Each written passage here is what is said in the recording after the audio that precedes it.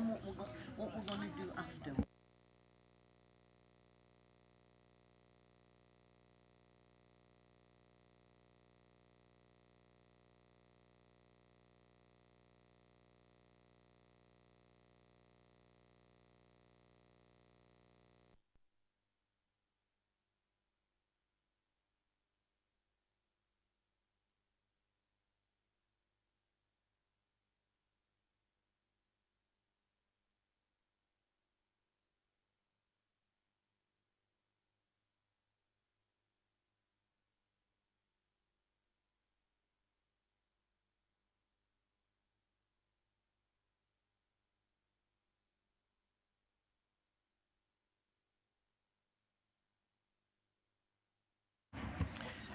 Right, good morning, members, officers, any members of the public who are here.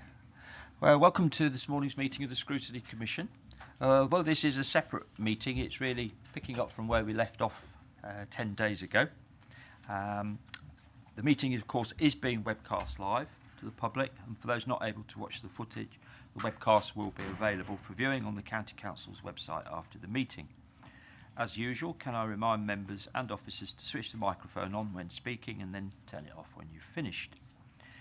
Mr Bolter is here in place of Mr Charlesworth, and Mr Harrison is here in place of Mrs Fryer.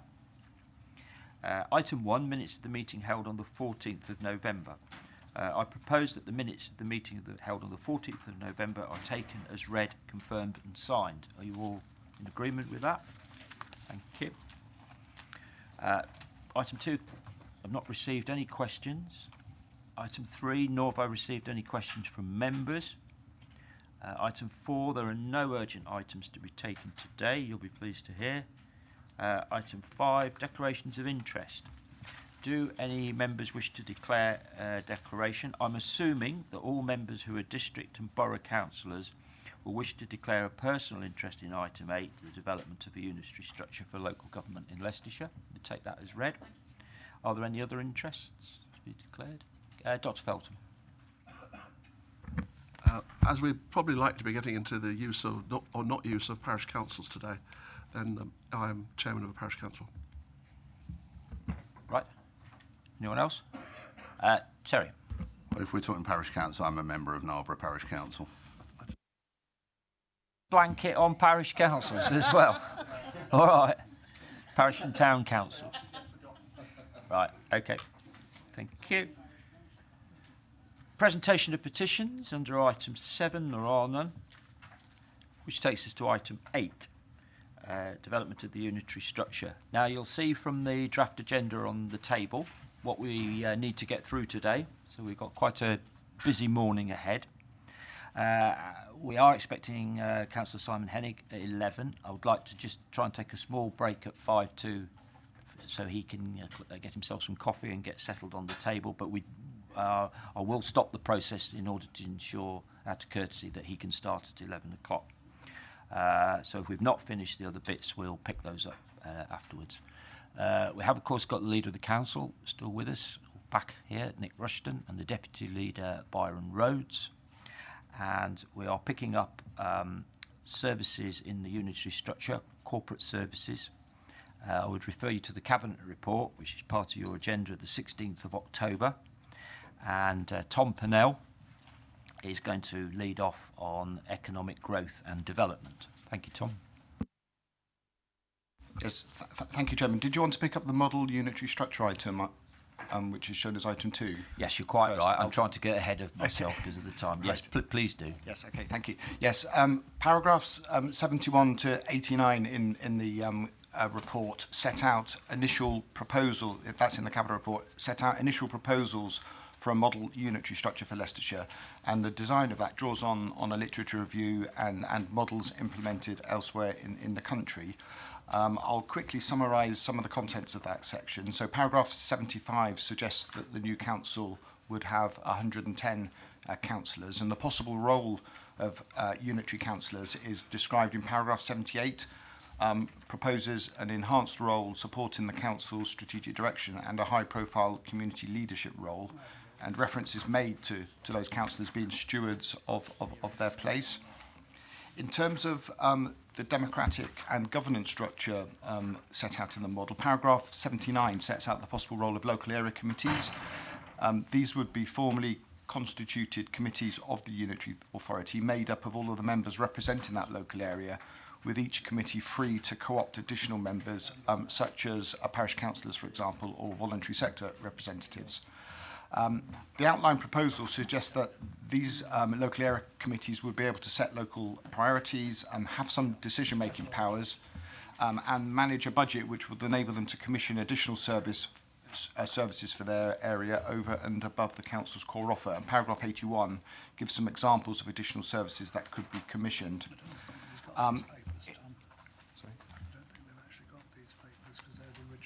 Oh, right, sorry, the paragraphs I'm referring to refer back to the papers that were included in the paperwork for the first of the commission meetings, I think so. Just for avoidance of doubt, we're talking about the agenda published for the date of the meeting on the 14th of November. That's right. Because I was struggling to find the paragraph. Yeah, sorry, I should have made that clear at so the start. Just where are you at the moment? So at the moment, I've just been talking about paragraph 81. What page is that, Tom? So that's on page 26, yeah. I think there's confusion because the paragraph numbering is reference to the cabinet report, and later on there are paragraphs in others. So okay, I've got you now. Okay. So and that section was talking about local area committees and their role. In terms of supporting infrastructure for those committees, the proposals are that there would be a small centrally managed team to support the work of those committees, with the committees meeting in their respective localities. Paragraph 83 covers the role of area development management subboards, which would have planning responsibilities. The outline proposals in the report describe a centrally managed team of officers dealing with lots of the planning work, but where appropriate, decisions would be taken in the locality by local members on those boards. You will recall that Baroness Scott, at the previous meeting, referred to the benefit of putting in place transitional arrangements which would enable local planning committees to oversee existing local plans in preparation through to their adoption. I think that was a really helpful comment that she made there. So it might therefore make sense for these area development management subboards to have responsibilities for those existing plans that are continuing to go, local plans that are continuing to go through the process, and therefore for an interim period for those boards to be based on current district council boundaries. So that would be a change to what's set out in the paperwork in front of you. There would also be a strategic development management board, a strategic committee that would take decisions on matters that would affect the whole county, and that would enable the council to act strategically in relation to major developments and planning applications, and also consider mitigation of the impacts of those. Can I just pause you there? So, Byron Rhodes wants to make a point. Yes, this is just on touching on the area of planning. I just wanted to confirm what Tom is saying. We are developing our thinking now, and as a result of the evidence given by Jane Hunt, we can see the merits of for quite some time of using the existing structures for planning, which are based on the whole districts, certainly because of the local plan's existence. So what I wanted to do was confirm that what he was saying, and that future developments of these proposals that will be incorporated. So that would be partly because from the day it came into being, it would be unlikely there would be there wouldn't be a county-wide development plan, and therefore they'd have to carry on using the existing borough district adopted, hopefully up-to-date plans for decision making. Yes, that's exactly the case, and of course it could be quite some years before you could develop a county local plan, as it were. So how would that work in terms of representation? Because you presumably want to ensure that members who represented those areas that were relevant to the plan were the decision makers. Because one of the concerns, as you know, is effectively having someone from Colville making a quite a local decision about, say, a planning application in Hinckley or Market Harborough. Yes, well, the area planning boards would still, obviously, the thinking there that they would be the people in those areas. So there would be an adjustment of that to take account of the existing district areas. Unfortunately, most, if not all, of the existing county seats, which proposed to use the existing boundaries, tend to be coterminous with the district boundaries anyway. So it should be possible to nominate the members of each of those boards, from the members in that area. Okay. Please, sorry, Nick, did you want to make a point? Yeah, just again to re-emphasise what Baroness Scott said, it's transition then transformation. So as she said, her main worry was who would collect the bins on day one. So what she did was just take everything in-house as is, spend a while to look at it to make sure what you develop and what you do is fit for purpose for the next. I mean, if you think the last reorganisation was 73, 74, which is 45 years ago, so whatever they invented then has lasted 45 years, and hopefully a new structure would last 50 years. So transition, then transformation. So where there's doubt, where there's worries, just take them on as is and spend a while looking at them. That's why I think when we hopefully get to develop the business case and the vision document, we'll need to show in year one no savings, in my view, just to make sure that we just take everything on as is. Continue, Tom. Yes, I was just going to briefly talk about paragraphs 87 to 89, and then I'll have concluded my introduction. Those three paragraphs set out the possible role for parish and town councils in the new arrangements, including the devolution of powers and responsibilities to parish and town councils. The proposal is that any such devolution of responsibilities would be voluntary, and that those that choose to take on additional functions would receive funding and support to do so. And obviously those that don't wish to take on those functions wouldn't be required to do so.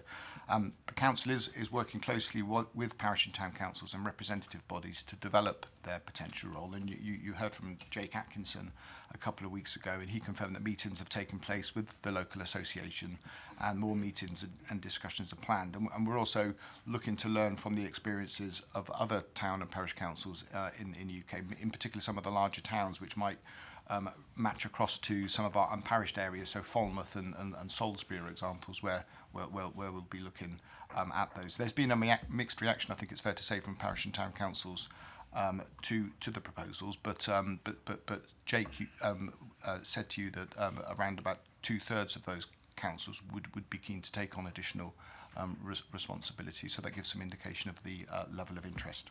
So I'll leave that there. So is that you concluded? Right, okay. Any questions to the officers or the leader on this section on how the model unitary structure would look? Terry Richardson. Perhaps shall I go through one at a time, or do you want them all at once, Chairman? How many have you got? Probably about 7 or 8, I suspect. I think you should probably go through them then, because it's going to get... Right. If I go backwards first, if we talk about consultation with parishes, I mean, I sit on my local parish, and I've said that we've currently had no consultation. Nothing has come out from the Leicestershire and Rutland Association of Local and Town Councils. There's been no discussion between parish councils. So if Jake says that 2/3 of them might be keen, I don't know where he gets that evidence from. But it does also beg the question that perhaps on that basis we should be inviting some parish councils to come and give evidence before this committee about what their perception is of what they might do. I'll leave that as a thought. Coming back to the excellent presentation we had from Baroness Scott, in a couple of areas. So I went through, following the meeting, I took the trouble to look at a lot of the stuff from Wiltshire. So if we just take councillors' allowances for an illustration. So I went through the current level of councillors' allowances in Wiltshire, added them up, transposed them onto the suggested number of 110 here, and in actual fact the cost of those councillors would be slightly greater than we currently have, despite the fact we're showing a £200,000 saving in our budget. And interestingly, within our budget figures, under other expenses for county, it shows a nil figure, whereas I've looked at the expenses for last year and there should certainly be a figure in there. But also coming to Baroness Scott as well, she went through, and I've looked again at the savings. So if I've understood this correctly, I'm sure Tom can correct me if I haven't, is that we have a council that's got a third less residents in totality, a budget which is between 30 and 40% higher, based on the figures she gave us and what I found. She was talking about £1 billion budget. And they've saved less than we've already saved. So it would tend to indicate that the savings that Wiltshire could have made should be far, far greater based on the model of Leicestershire. So did those savings come from the provision of a unitary authority, or did they come from the fact of they've done what we've been doing excellently well under Byron's superb custodianship of this, but not done it as well? So perhaps if we sent Byron to Wiltshire, the level of savings could be even greater and they could give some of that spare money to us. So I'm not convinced where the evidence is to show that the savings have come from unitary rather than what they could have done. I think you've got some financial questions there, which we should either ask someone from resources to come up and help with, because I think it's a bit unfair to put those all to Tom, but Byron may want to comment on the political side of it. But your first point, let's deal with that first so we don't lose track of it. Your first point was some evidence around parish councils and what they would be willing to take on. And I think this is quite important, because if you're going to take out a tier, parishes and towns do become a lot more important, and they become your main body on very local matters. So I'm not opposed to that. If we could get a couple of chairmen, how we go about doing that, I'm not at all sure, but we'll give some thought to that and talk to the officers. So I think that's a good point, if nobody's got any objections to that. Nick? Yeah, I think it would be a good idea to get some parish leaders or whatever they are in. I would suggest a big one, say Ashby or Thurmaston, or, where you've got one with some capacity, or even the one that's in Blaby. That's a big parish council. What's that one, Terry? I always forget now. There's a big one. We've got three. We've got Braunston, Glenfield and Narborough. So you could, Braunston's a Labour-run one. If you wanted to have political balance, you could call Braunston. On the principle of parish councils, I'm a big area, as you know, Simon, like yours. So I've got some councils which definitely would want power, say Ashby de la Zouche, and then I've got parishes which don't want anything at all, say like Breedon and Longwatton. But some of them haven't responded. Some have responded to consultation, but I think they'd be better responding when we have the business case and the vision document. And obviously you guys here are helping us develop that. So when we've got a proper document which has been worked up here, then come back through you, then probably been to Cabinet, that is when you've got something they can really see and comment on. At the moment, they've just commented on the principle rather than the offer. So hopefully we will be able to develop the offer. On the allowances question, I'm going to have to defer to Chris Tambini or Byron. But when we had a look at the allowances, the idea was 110 members. And in the round, we type of went for what is a county councillor's allowance plus a district councillor's allowance in the round to start with, because we thought that would be the increase in work. So that's what you'd go to start with. Then in the longer term, obviously you'd have to have a boundary commission to make sure you've got your boundaries right, and you'd call in the remuneration people to make sure you've got the remuneration right. But we have to put something in to start with, otherwise I can't get questions like I did there from Terry. But on the allowances, maybe Chris Tambini might be able to answer the pure number question, but that's where we came up with the figure. On the what Terry seemed to be saying was that actually the comparisons with Wiltshire don't, in terms of potentially what could be achieved, they weren't on a like-for-like basis. And I'll ask Chris to comment on that as well, based on what we know. But do you want to comment on that? Yes, I mean, we clearly need to take away those points that Terry's made and look at the numbers and do the comparisons and analysis, particularly because although Lady Scott talked about a £1 billion budget, I think she was talking in round terms with obviously the schools money included, and also other revenues from trading as well. Whereas we could talk about these sort of numbers as well. We don't very often talk about our gross budget, but the gross budget of this of a new unitary authority would be somewhat over £1 billion, I think. Actual fact, when you took into account everything, and you'd probably put the HRA monies into it as well, so you'd have a big envelope. But we could work those figures out and actually then show the comparisons. Can I just make a comment though about the parish council issue? When you later on this morning, I think you'll be talking to Councillor Painter from Cornwall on the Skype link, and may I continue? Yes. And you might like to ask him about how Truro works. And Truro is actually a city council, but has parish council powers, which is a curious arrangement, although you do get some cities around the country like that, and Wells is perhaps another one in Somerset, and I can think of an example. So that is actually a particularly large council. It has very, very impressive offices in the centre of Truro, and I think probably quite substantial overheads as well. But nevertheless, you might ask him about that and how they work with yeah, well, obviously we will want to talk to him about how they, because it's such a large rural area, isn't it? Yeah.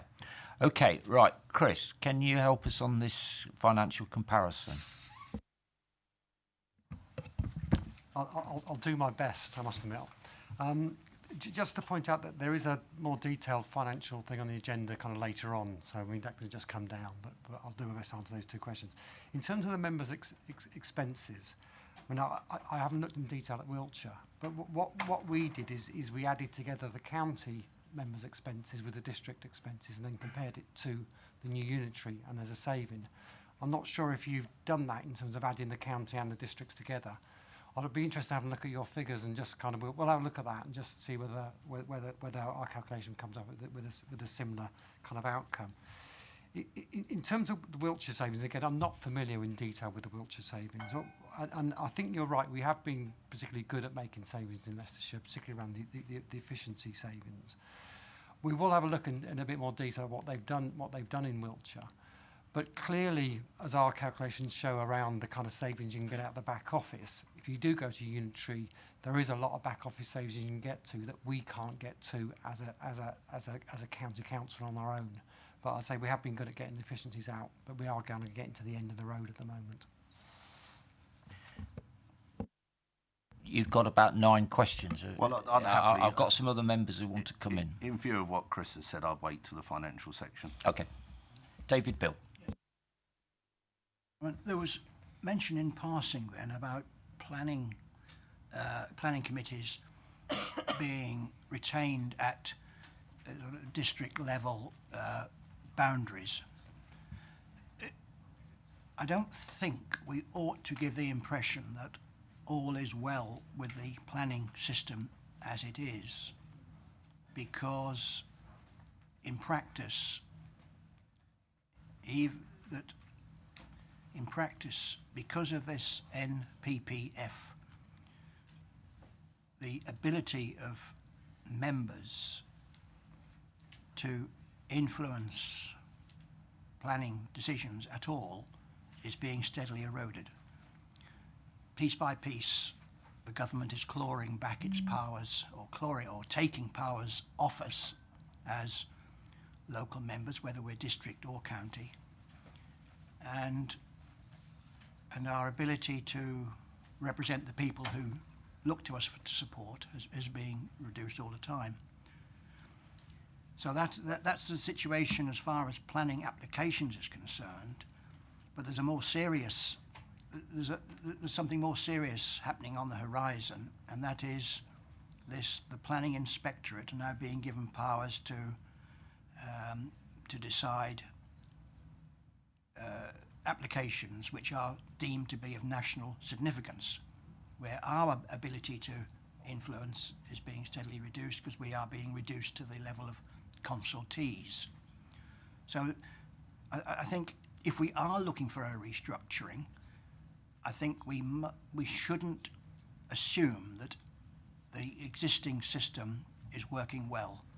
It might have been working well at one point, but steadily over the years, our ability to influence the future of this county is being eroded.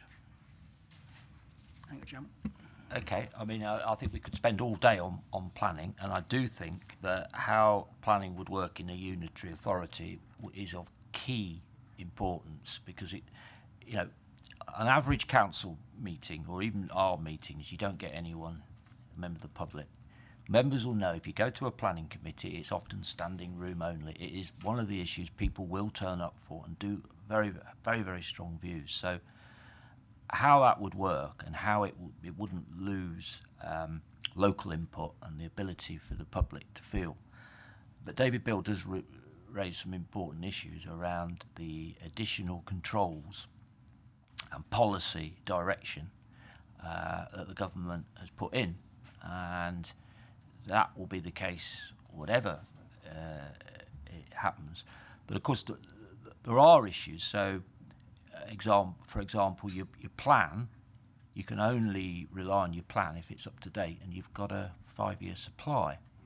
So I'm interested in what we say. We could have a different situation in different areas of a unitary county, where some areas may have an up-to-date plan, may have and others wouldn't, and that's going to cause confusion. So I don't know how far we want to go on this morning, but I do think planning is an absolutely key role, and that everything possible should be done to ensure that if it was to happen, that we would still have that local input, and keeping them as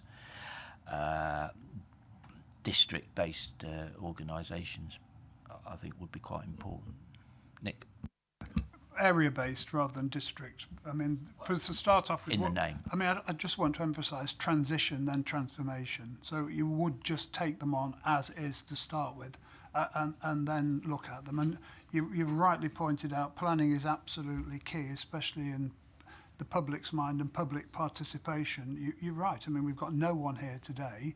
You have a little planning committee with 5 houses on the outskirts of a village and you'll fill the blooming room. So it is absolutely important that planning is key to our document.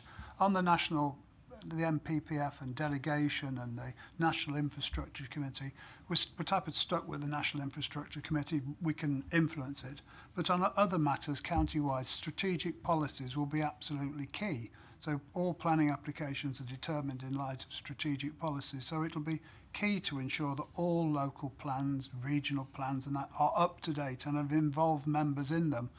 Because again, as David says, the way things are going, 95% will be, maybe more, will be delegated. So getting the policies right behind the applications is important.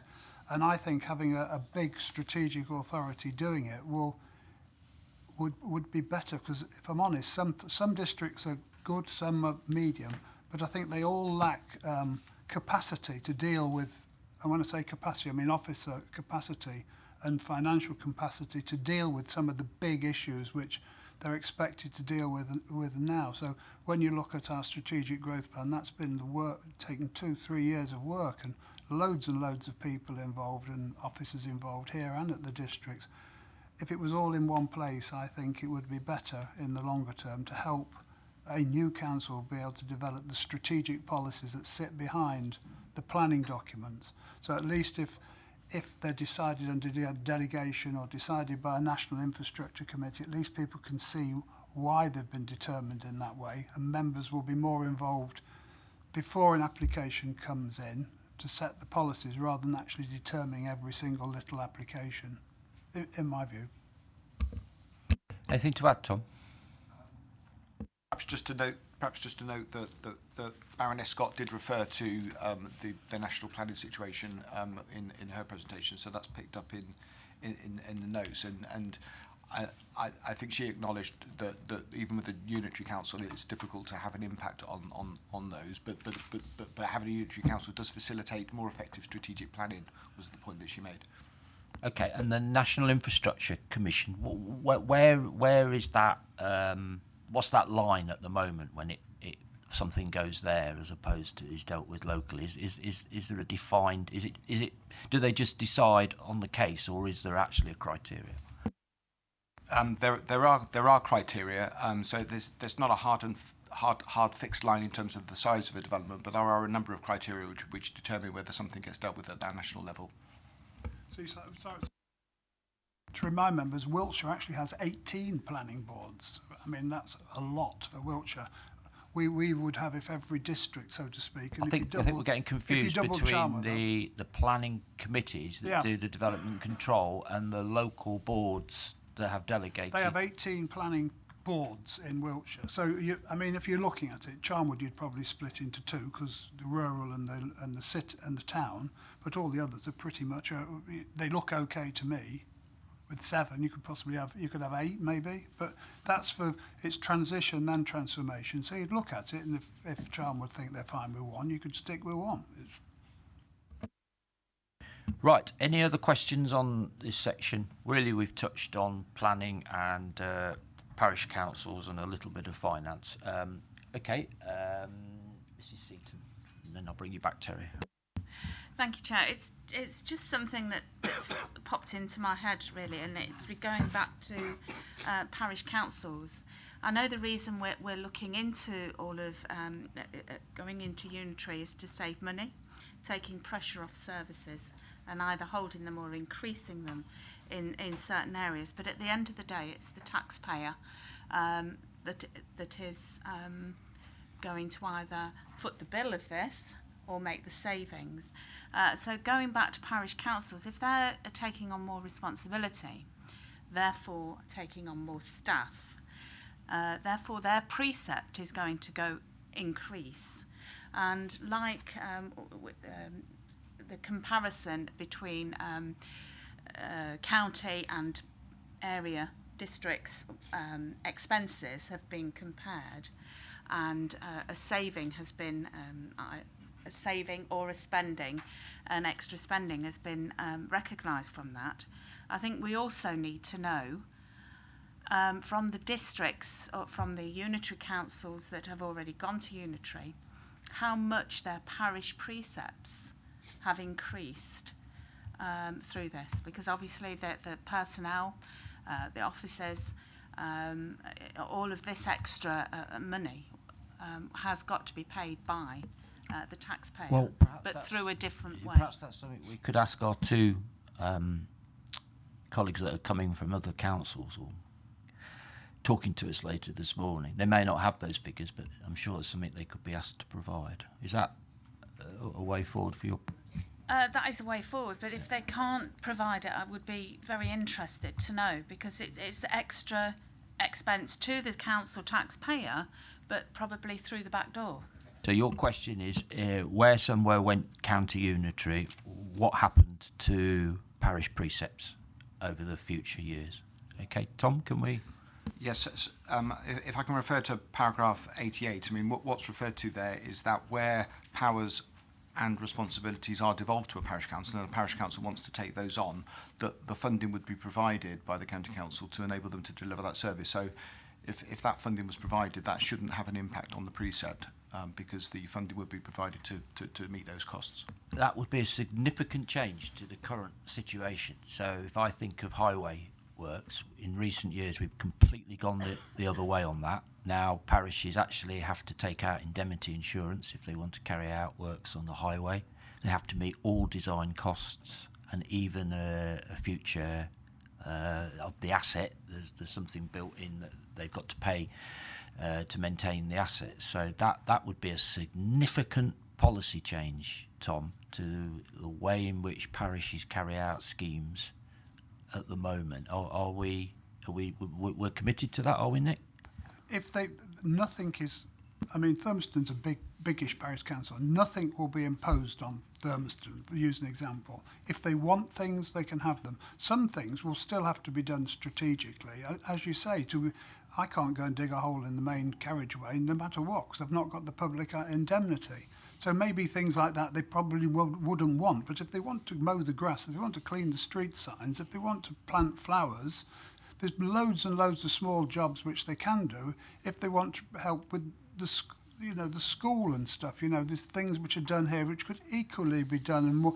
It's to make things where they want them, they can do them, where we can help them, and give them the money. If they're better done in the parish locally, I think they'll be better done in the parish locally as a matter of principle. I understand that, but I don't think we're comparing the right things. So at the moment, if they want to carry out a traffic calming scheme or carry out a bit of footway widening or something like that, that asset will still be owned and managed by this council.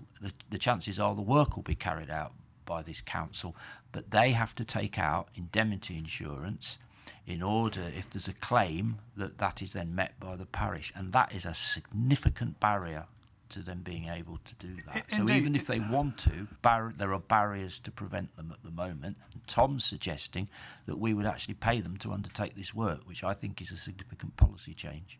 No.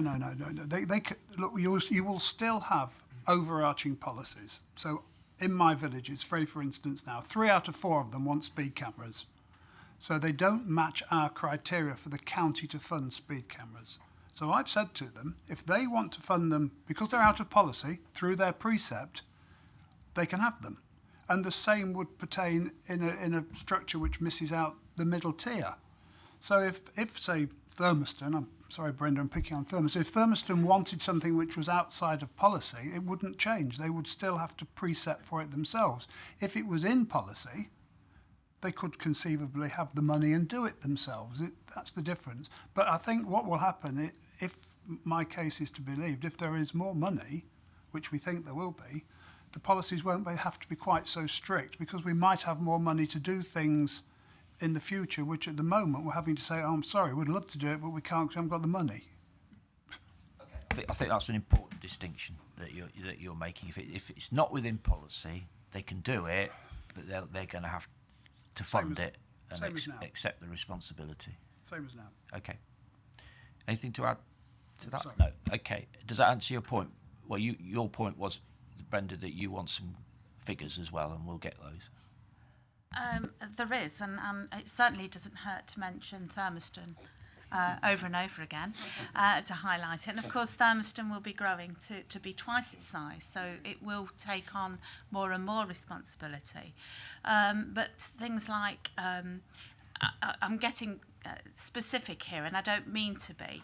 The county has offered for parish to take over mowing the bypass, the Newark bypass, and that the amount of money that the county is offering for us to do that is not economically viable.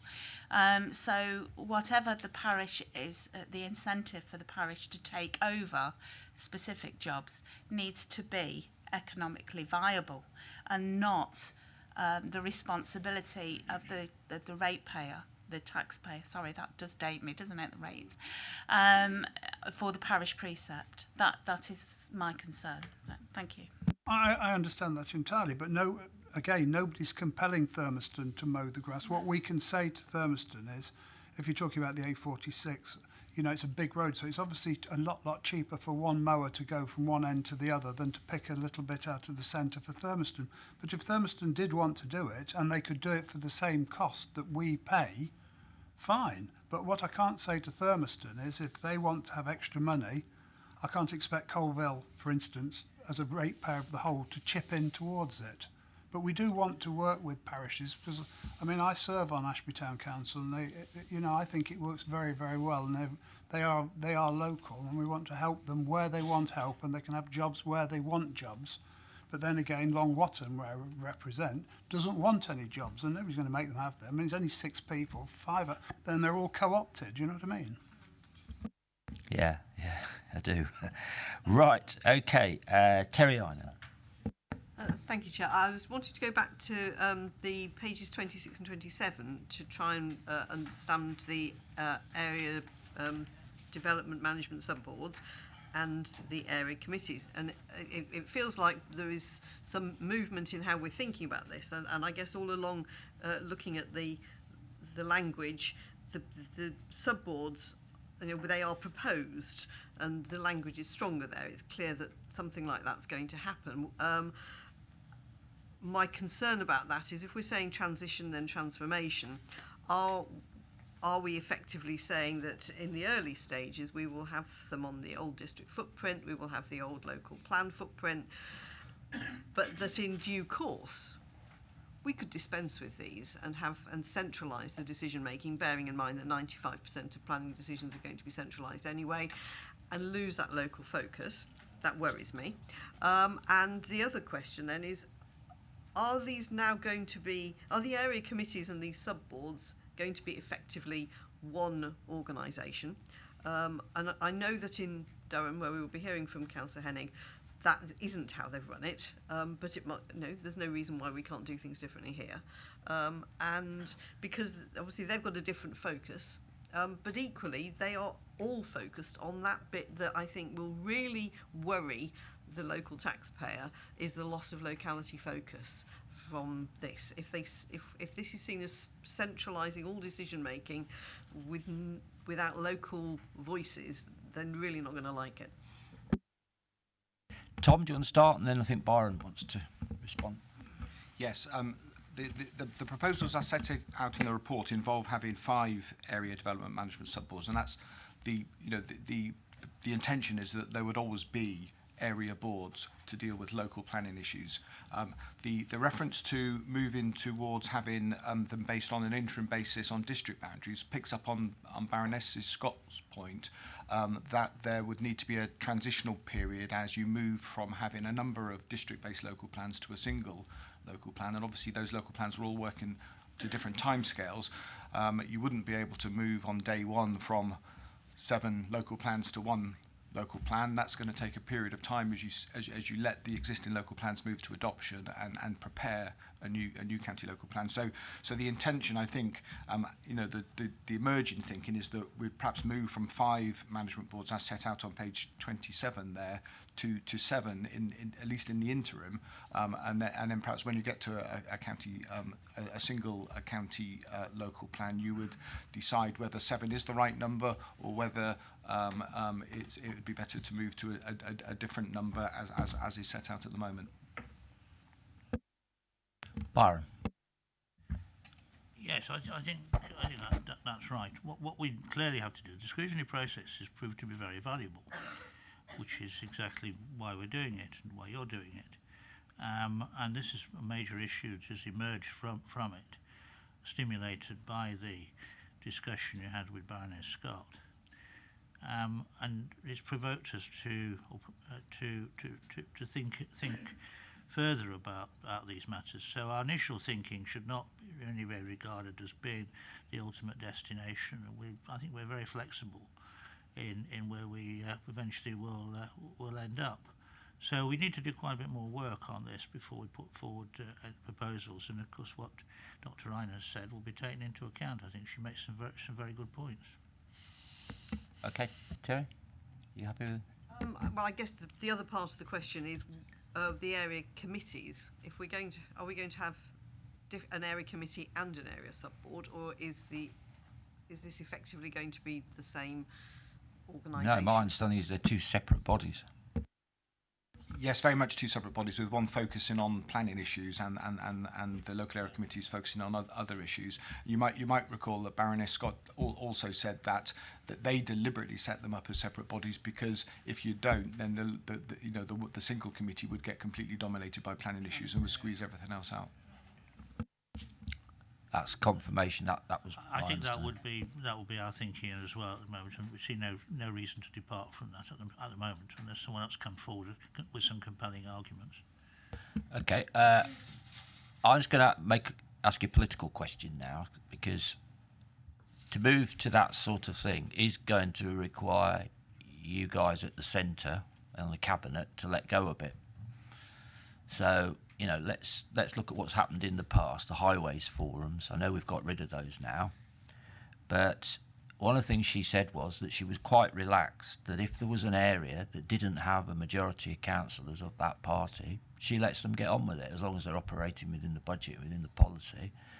But it wasn't under you, Nick, but under the previous leader, he wouldn't even allow Oby and Wigston to chair their highways forum, even though they had 5 out of 5 non-Conservative Lib Dem members on it. So you see the point I'm making.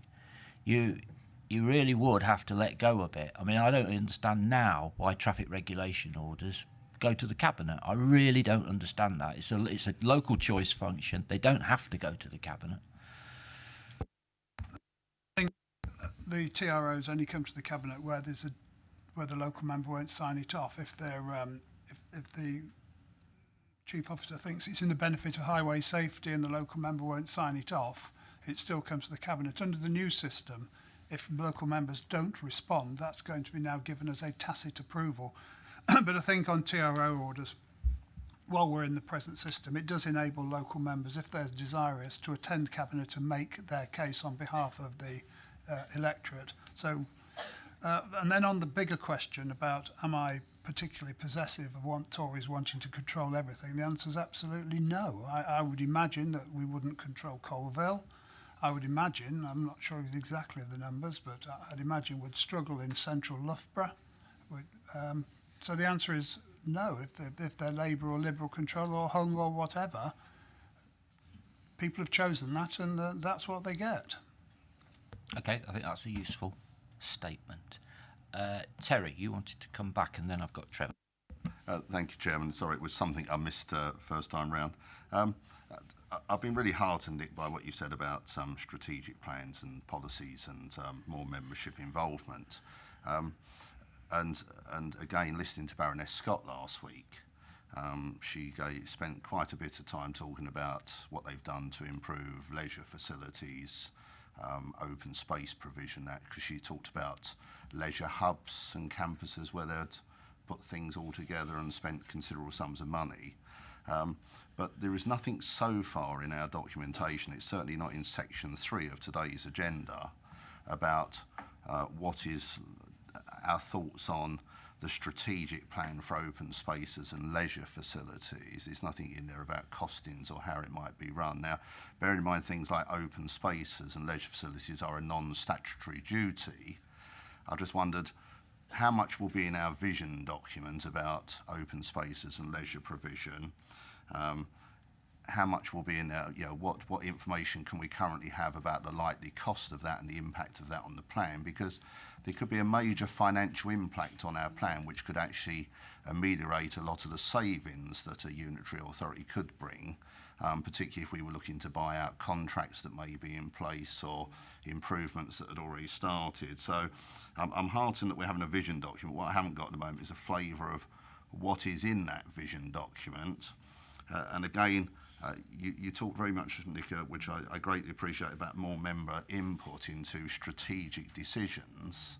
But again, I'm slightly concerned how that might work in a larger council, bearing in mind that the big strategic plan that we've been looking at over the last couple of years has actually just gone through Cabinet and not gone to full council, which I hoped it would have done, the strategic growth plan, whereas the other authorities have actually all taken it through their full council. And I think to give that comfort to residents that democracy will be seen to happen, and they think more, I think, of a full council meeting than a cabinet meeting, will we see more of those sort of items in the vision document being decided at full council, perhaps rather than cabinet? Who wants to take that one? All right. Well, to take the first part, I mean, we are envisaging very substantial financial savings coming from creation of a single council from the 8 current councils and reinvesting in services. Now, some of those services can be in the community and leisure area, and in fact, there's much to be said for thinking about that in the future. And again, back to Baroness Scott, was very, very fulsome about the work of communities, and particularly work with community groups. And she said, I think it's 4,500 in Wiltshire. Well, we will probably have a greater number in Leicestershire.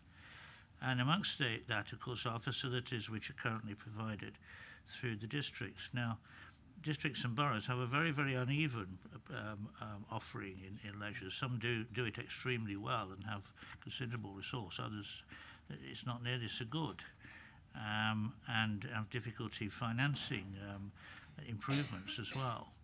I think a unitary council being much more powerful and having more financial muscle could make some major advances in this area, which would be welcomed by the people of Leicestershire.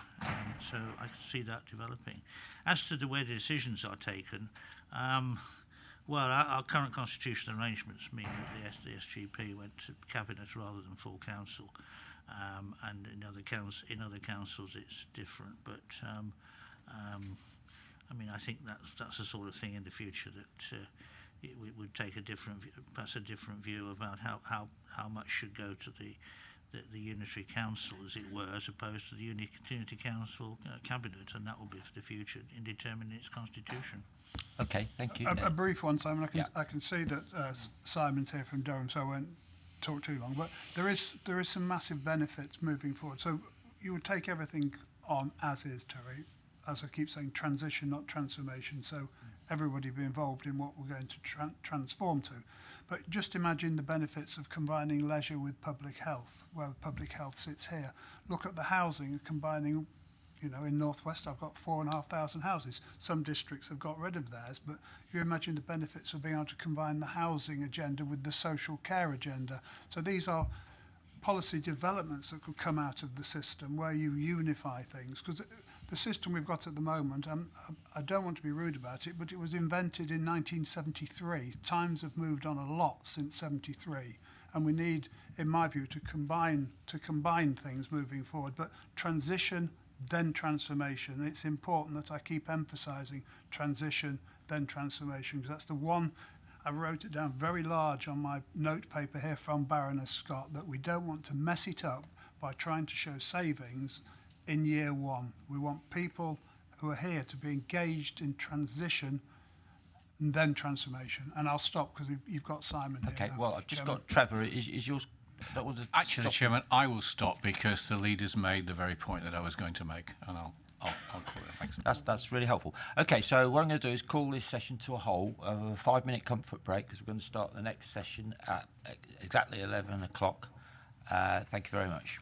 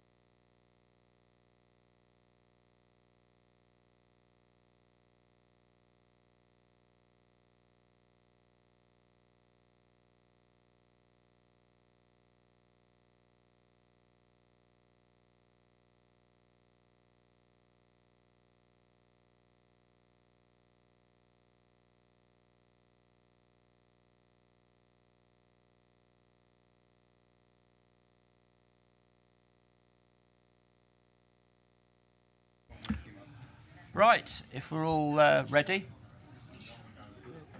reconvene this session. Can I welcome, please, Leader of Durham Council, Councillor Simon Hennig, who's come all the way down from Durham this morning to give us a presentation on their experience of going to unitary county structure.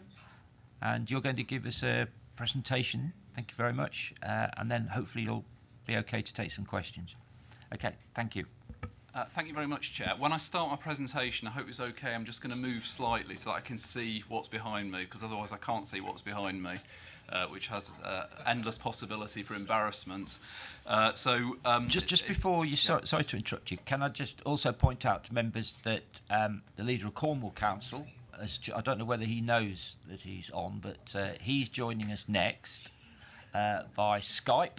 So we're deploying all the available technology this morning from Cornwall, and he's going to give us a presentation after Simon. So I'm not sure whether Adam knows that he's on yet, but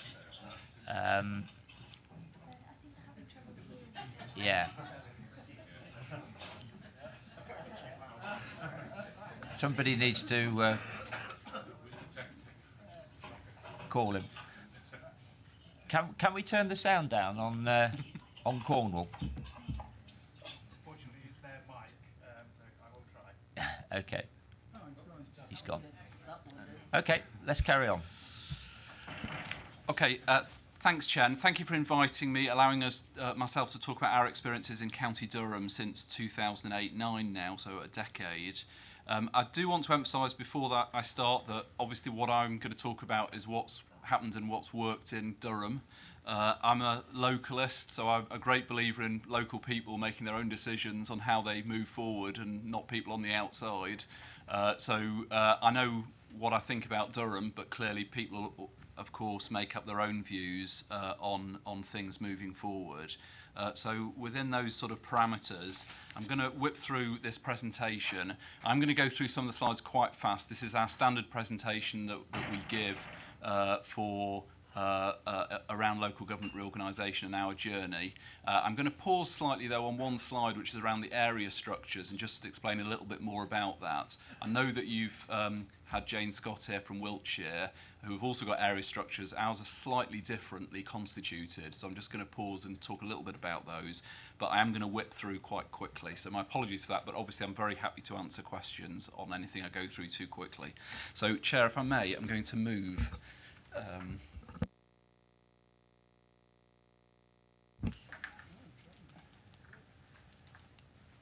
so for those that don't know, County Durham is in the northeast of England. We lie just to the south of Tyne and Wear, so that's Newcastle and Sunderland. We've also got the Tees Valley on our east as well, and North Yorkshire to our south. So that's County Durham. It is an area of 500,000 people over nearly 900 square miles. We have, although people may know of Durham City, where the university is and so on, where our county hall is, we have 12 major settlements, so 12 towns that are scattered across County Durham. Like many counties, that means there are many settlements and many places that people consider their natural hubs, not just one place. Quite a lot of deprivation around. The east of the county was a former coalfield area. Now, obviously, there's a smaller former coalfield area in Leicestershire. The whole of the east coast had working collieries right up until the 1990s, and that's left its mark in terms of some of the issues we have to deal with. That is the sort of roadmap nationally to LGR that we were involved in. Obviously, the Banham review was in the early 90s. At that point, Darlington came out of County Durham, rather like Leicester did out of Leicestershire, Swindon from Wiltshire, and so on. And then, obviously, it moved into the next round in sort of 2007 to 9. And I think that ended up with either 8 or 9, I can never remember, new unitaries, most of which were former counties at that point. Before that time, the only 2 counties, I think, in that first wave, the Banham wave, were Herefordshire, which is quite small, and East Riding. And when we started, we went down to see East Riding, because I do think it's very important to talk to people who've been down this journey. and East Riding, which is around Hull, is a similar size to ourselves. But apart from that, the other county unitaries all were on the same timeline as ourselves, that they came in on the 1st of April 2009. But there was one difference in Durham and also Northumberland, which is that our election was pulled forward to 2008. And I might refer to that again, because what that meant was that a new set of elected members, including myself, were in place and then drove that process forward. And that's different to some of the other new councils where the election came at the same time as the unitary went on stream. So we had 8 authorities prior to going unitary, 7 districts, 1 county. The sort of variation in performance, of course, those were the days of CPA and all of that. So everybody was inspected to 2 decimal places and so on. So lots of variation in performance. Of course, lots of elected members, more than 300 in our case. That was the vision that Durham County Council had at the time, going back prior to unitary, and the key aims that they had as part of their bid, which at that time was to government the way that was done and so on. However, the work really started after 2008, so after the go-ahead was given, and around the time of that first election. And the next 3 or 4 slides will just demonstrate, and I'm going to whip through them, but just how much work was involved. So that was the programme structure by the sort of directorates. That was the governance structure by way of the implementation executive, which was the district and county leaders, and then after the election became the new cabinet at that point, and a joint implementation team of officers and so on, and then a large number of work streams. That goes through, again, some of those work streams that went into place after 2008. And this next one, which is incredibly busy, I think demonstrates just how much is involved, but I know you know this, just how much is involved. That was just that 1 year, 2008 to 2009, and some of the key bits of work and some of the milestones during that period. So I'm not going to dwell on that, I'm just whipping through, but just to give a flavour of it. Again, that also was another way of looking at that through the different programme boards that were put in place at that time, and every single one of those had some work around it. I think I jumped over one. So the elections of May 2008, as I mentioned, a lot of interest in those elections. We doubled up our number. We had 63 single-member county wards originally. We doubled up 2 members per ward to 126. My view is that was critical in the success that happened afterwards, because it meant 2 members per ward. It meant a good mix of different authorities previously that were represented. It's a strange one because there aren't many 2s around the country. There's lots of 3s and 1s, but not many 2s. But our experience is actually 2s work quite well. That was the makeup you can see in terms of those elected. There were 35 ex-county councillors of the 63 that were there prior to that, 71 ex-district councillors, and I am one of those. I was on Chester Street District Council, so I was not previously on the County Council prior to this election, and 20 new councillors as of that election. And a new cabinet, with myself as leader, and I have been, probably should have said this at the start, Chair, I have been the leader of the unitary since its inception in Durham, and indeed for 9 months prior to that, after the election. We commissioned the IDA, who still existed at that time, to help with a number of sessions after that to help us sort of get on our way, and that was already planned in by the sort of before us, that we knew that was going to kick in straight away. One of the first things we did as members and after that election was appoint chief officers, so that was not done prior to the election. So we appointed a chief executive and directors, assistant chief executive, and that was, in our case, was an open process. So it wasn't ring-fenced. It wasn't, the county officers just slotted in. It wasn't even the county and district officers. It was a completely open process. As a result of that, a number of people came in with experience of unitaries elsewhere, and Durham is surrounded by other unitary authorities, some metropolitan, others further south in Yorkshire and so on, and we took people from a range of authorities. Lots of HR work, as you can imagine, going on, consultations in terms of staff, trade unions, and so on. Obviously, the consultative approach was very important. We did have a single member executive. However, we established something called the Constitution Working Group, which involved every group that was represented on the council, which met to look at particularly some of the constitutional issues, but really anything that impacted on members. And in fact, that group still exists to this day, but was set up in 2008, immediately after the election. And I think that's very important, obviously, to make sure that everybody is happy, or at least knows with the direction of travel in terms of the groups represented on the council. In our case, in Durham, there's a lot of independents who are grouped into groups, and so everybody had representation through that Constitution Working Group. I'll come on to the public consultation in a minute on the partnerships. We also had consultation on the name of the council, and the reason why Durham is the only, I think, new unitary from that time to retain the word county in its title is because I made the decision to put it out to public consultation, and that's what people voted for. So I think in all other cases the word county was dropped, and it's just Wiltshire Council, Cornwall Council, but in our case we actually went out to consultation, and that part of the reason for doing that is these processes are always, with the best will in the world, have a variety of views, and I felt it was important to immediately give a sense that consultation was going to be important and the public needed to have a way of moulding the new council. So part of that was started with the name and partly the area structures, which I'll come on to. The savings, which I know was one of the questions that I was asked to make sure I included here, the target was 20 million of recurring savings, and that was met. Most of those obviously was from reductions in officers, from obviously teams that are replicated across 8 different councils, clearly a big reduction in senior management costs in particular.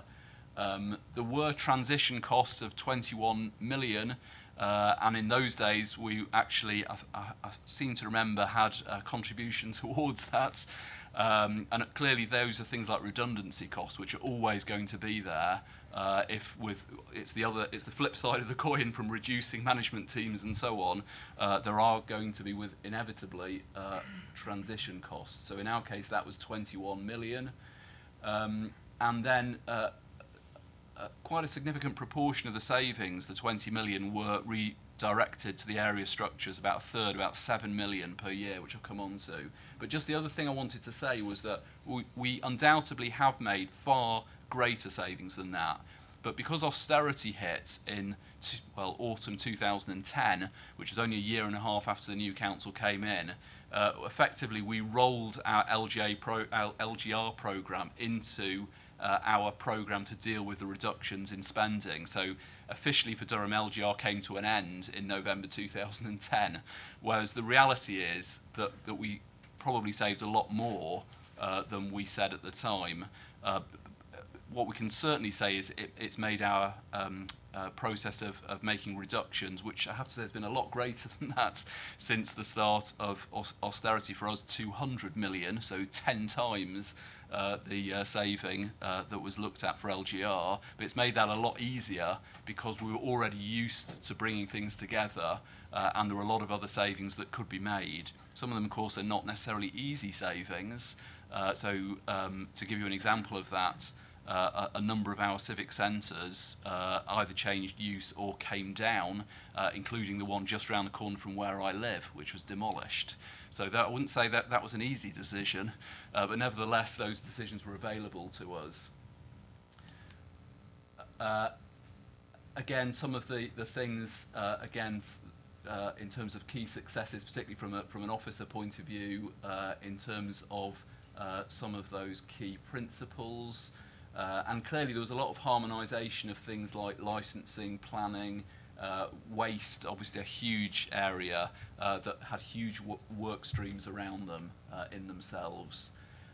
We developed one vision for the county around what we called an altogether better theme. So our strapline became an altogether better council with what we call our 5 altogethers, and that was adopted obviously to tie in with Going Unitary. So I'm just going to pause on this one, which is our partnership structures. As I mentioned before, in that first summer, which was 2008, so after the election, but actually before the new council came into being, we went out to a major consultation, and as well as the vote on the name, every area, and that meant every parish, with which in Durham we've got more than 120, were allowed to decide on which area they wanted to be part of. So we started with the geography. And interestingly, what resulted was a map of 14 area partnerships. Now, we had 7 districts, councils prior to that. Some stayed the same. So my area in Chester Street at the top of that stayed the same. So did Teesdale, huge area at the bottom left on that map. But some of the existing districts divided, and some of the new partnerships actually crossed district boundaries. I have to say some of that probably went back to some of the tensions that were around the 70s change, because as you may be aware, there was quite a lot of controversy nationally around some of the changes that happened in the 1970s. So some, for example, some towns that went into the same districts came into separate partnerships, and that was what people voted for in that instance, which was all quite interesting. But certainly I felt that if the geography was right, then people were much more likely to engage with that. 2 other things very important on those partnerships. One is that they've been given a budget, which despite austerity is still there to this day. Initially that was 140,000 for local projects each per year. And remembering that, of course, all the budgets rolled into the unitary anyway, so that was additional to the budgets that were there anyway. Very much to spend on local projects, so you know, additional small projects and so on. I'll say a bit more about that in a minute. In addition to that, there were members' budgets as well, initially of 25,000 per member. As I mentioned, that came out of the unitary savings, and although those amounts have slightly come down, nevertheless, about 80% of that funding is still there, and that came from that one-off hit or saving from Going Unitary. And I think our locality budgets are probably among the most generous of any local authority, in that we've still got 100,000 per area and we've still got 20,000 per member, which means that in some of those area partnership areas there is around 300,000 or so to be decided to be spent on local projects per year per area. So I think that's a big positive about it. The other thing is that we went for a structure where the board had 21 people each, and that was divided 3 ways between local members, local people and partners. So therefore councillors only to have 7 out of 21, and of the 7, 1 would be reserved for parish or town council representation. So only 6. Those 6 were in proportion to the local political representation, not to the county-wide political representation. My personal view, again, is that's important because rather than being seen as something to be imposed, this was very much to be seen as something that should be bottom-up with local people in charge. Durham and myself, we're a Labour council, but just to give you an example, in Teesdale, which is the big area there, it's entirely made up of Conservative county councillors, and the Conservatives have chaired that particular area on a number of occasions in the history of the area partnership. And as I say, my view is it would have been quite wrong to have imposed the same political basis across all the area structures, although it was something that there was debate about, I have to say, at the start in my own group. I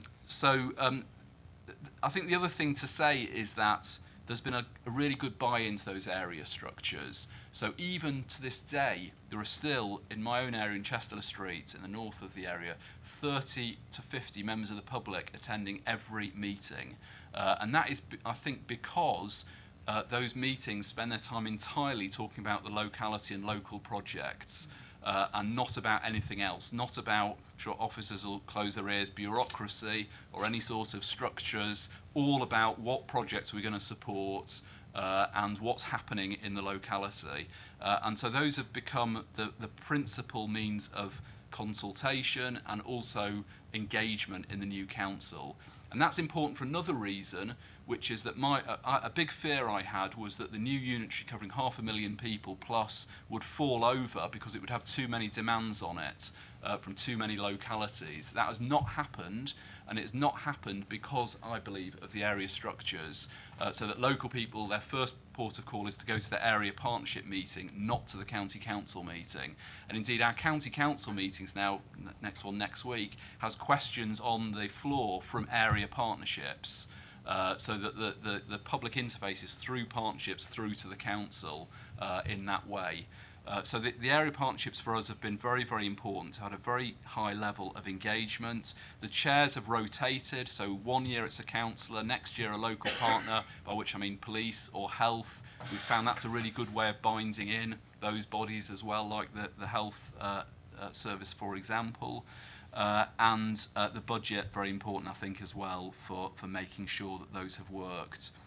Some of those partnerships have gone further and actually put their budget out to what's called a participatory budgeting event, and have had up to 1,000 people voting on how to spend their budgets, which we know at the time was some of the highest such attendances anybody's had anywhere in the country for such events.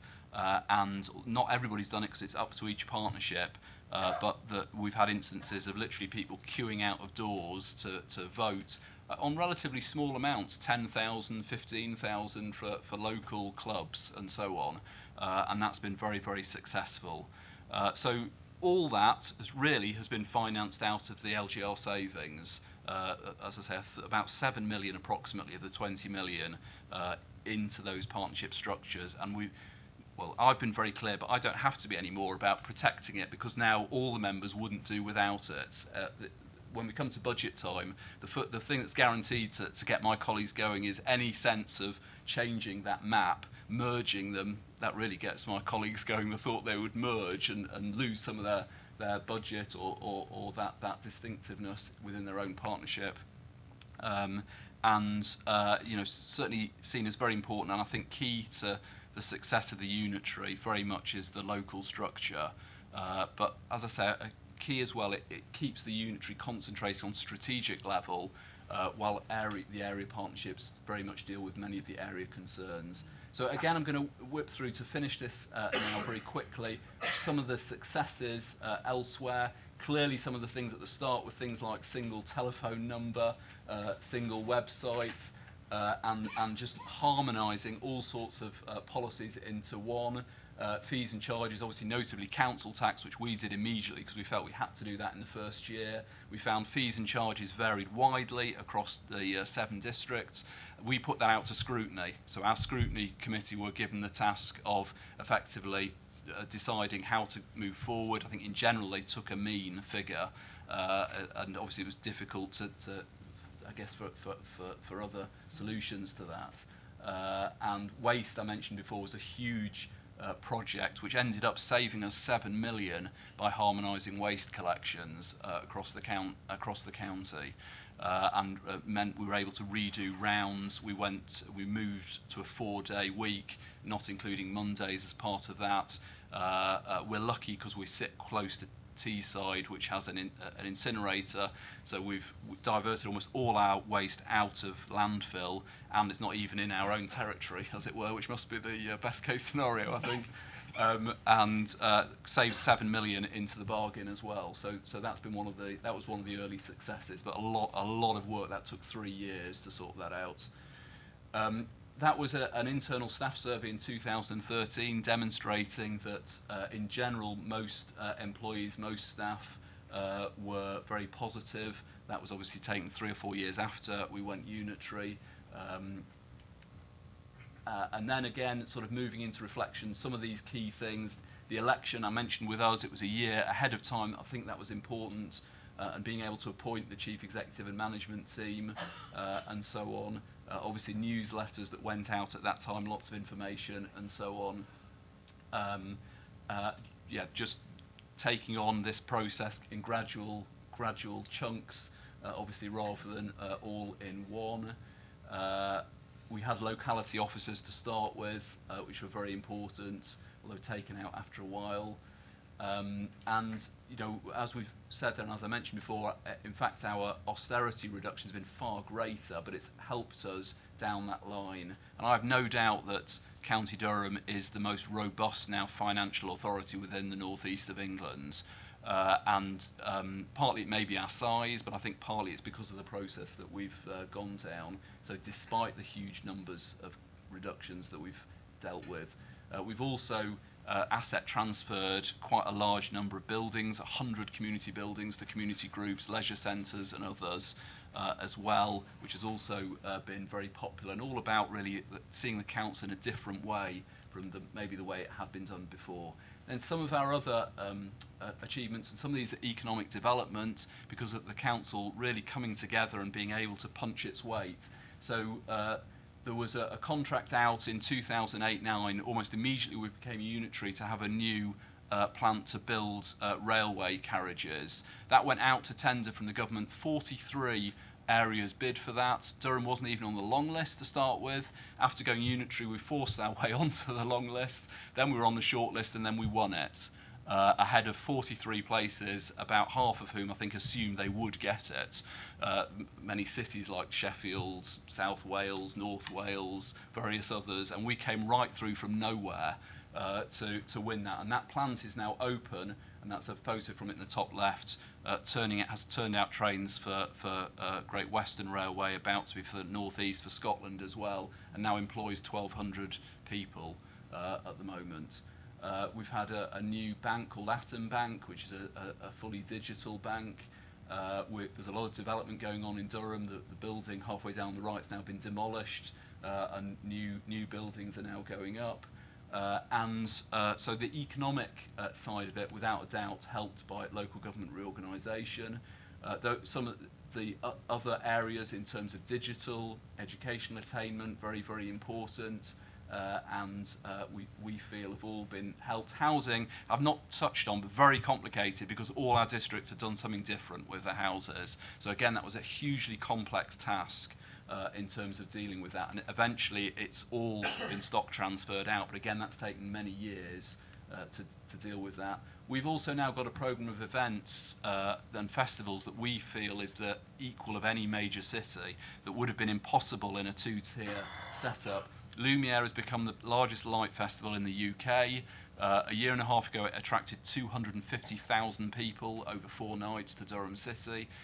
Durham City's population is only 50,000, so that's a massive festival.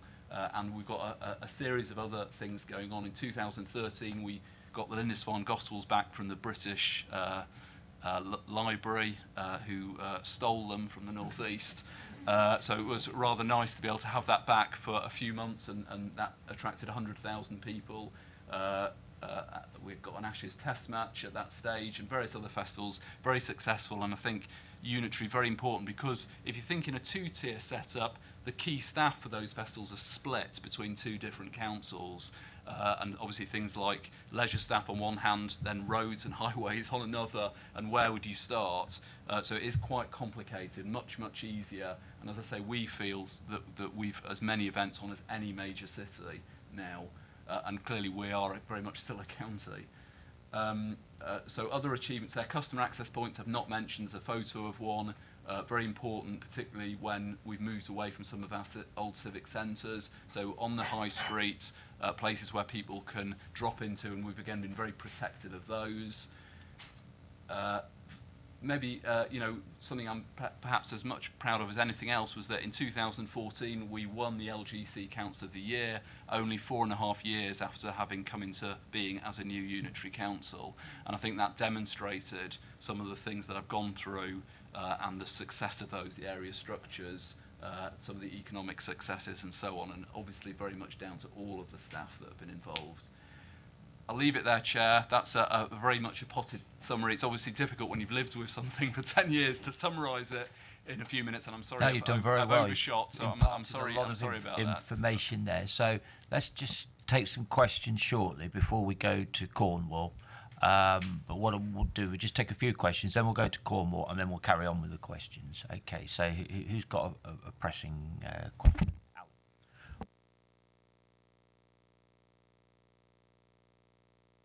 Sorry, I forgot. Sorry. A bit of flu coming on. Steve Fothergill and Tony Gore report on statistical information how it's generated. It did concern Durham. Durham resolved. Obviously, you've read the report. And where the problem of the report is statistical information is being lost, particularly from the districts. I'll give you an example. You've got Essington, Sedgefield. Sedgefield was rated 37 in the table. Some of them are the worst, but then when you do we get away from the district statistical information, Durham then becomes 56. So what I'm saying is that we're losing important of these districts of what happens and how we deal with figures and what's going on within the districts. There's a potential, I'm not saying it's still happening, the report was a few years old, but we lost important information and data about deprivation, about services, exactly what was going on. So I just wondered your view on that report.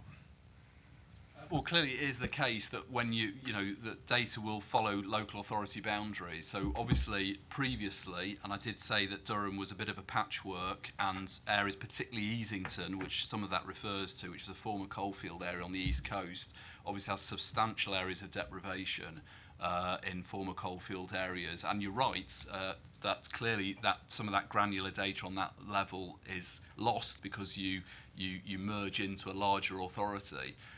Now, having said that, of course, across the whole boundaries of Durham, it still reflects the position across Durham.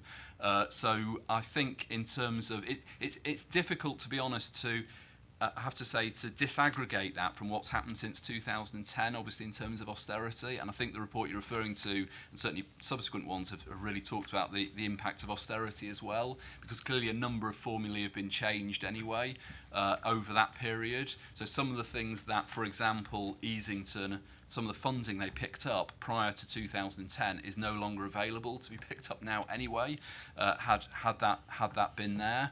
But you are clearly correct that some of the very local level of data and the comparisons, the contrasts, obviously are merged into one council, and clearly that has been an issue, and it's something we've debated as well. I suppose my ultimate response would be that really it shouldn't be beyond the wit of man and woman to come up with a system at government level that reflects fair funding and finance. I mean, I know it's dear to the heart of your leader and deputy here, and I'm sure all members as well, which would hopefully make up for those things. But the starting point is clearly correct. I'm not denying that you lose the data, so it's not collected anymore for some of those previous districts. Bill Bolter. Thanks, Chair. Yes, a couple of questions. First of all, I noticed you transferred the housing stock. Can you tell me why you transferred the housing stock? And the second question is the total budget. Can you give what the total budget is of your authority and what your reserve levels are now? Earmarked and unreserved. Earmarked reserves. Okay. I mean, in terms of housing, I mentioned that the 7 previous districts had all done something different. So, in fact, my own district had already transferred its housing stock, but 2 districts hadn't, and there was a mixture. Of course, at the time when, I mean, I have to say, I think probably the benefits of transfer are probably reduced over time, because certainly when the first districts that transferred the housing stock, there were some quite big financial sort of advantages in terms of doing that. So there is no doubt, if you look, for example, at the housing standards that have been secured in my own area in Chester Street and some of the others that transferred more than a decade ago now, the standard of housing definitely reflects that, and the huge levels of investment that went in. But even more recently, we still felt that financially it was worth our while to do that to a standalone group which is called Durham Housing Company. and so that's what's happened in the last sort of 2 or 3 years in terms of the remaining housing. Obviously, tenants were very much involved in that and were part of that decision, as they were in all of the previous districts as well. I can only speak for my own area that the sort of financial advantages, the investment in stock has been made that process well worth it, and that sort of, I think that's the key answer. But it was very, very complicated because of different previous districts doing different things, and of course, there's now the issue of, the goalposts have moved again because obviously of the recent announcements around council housing and so on. Clearly, we stock transferred before any of that. So, the world is constantly changing, I guess, in terms of looking at the two sides of an argument. But certainly at the time, I think it was well worth ourselves doing that in terms of the investment that came in. I think you asked me about budget, which was, to start with, when we went unitary, around about 500 million net in terms of the general fund budget. A bit less than that, of course, now.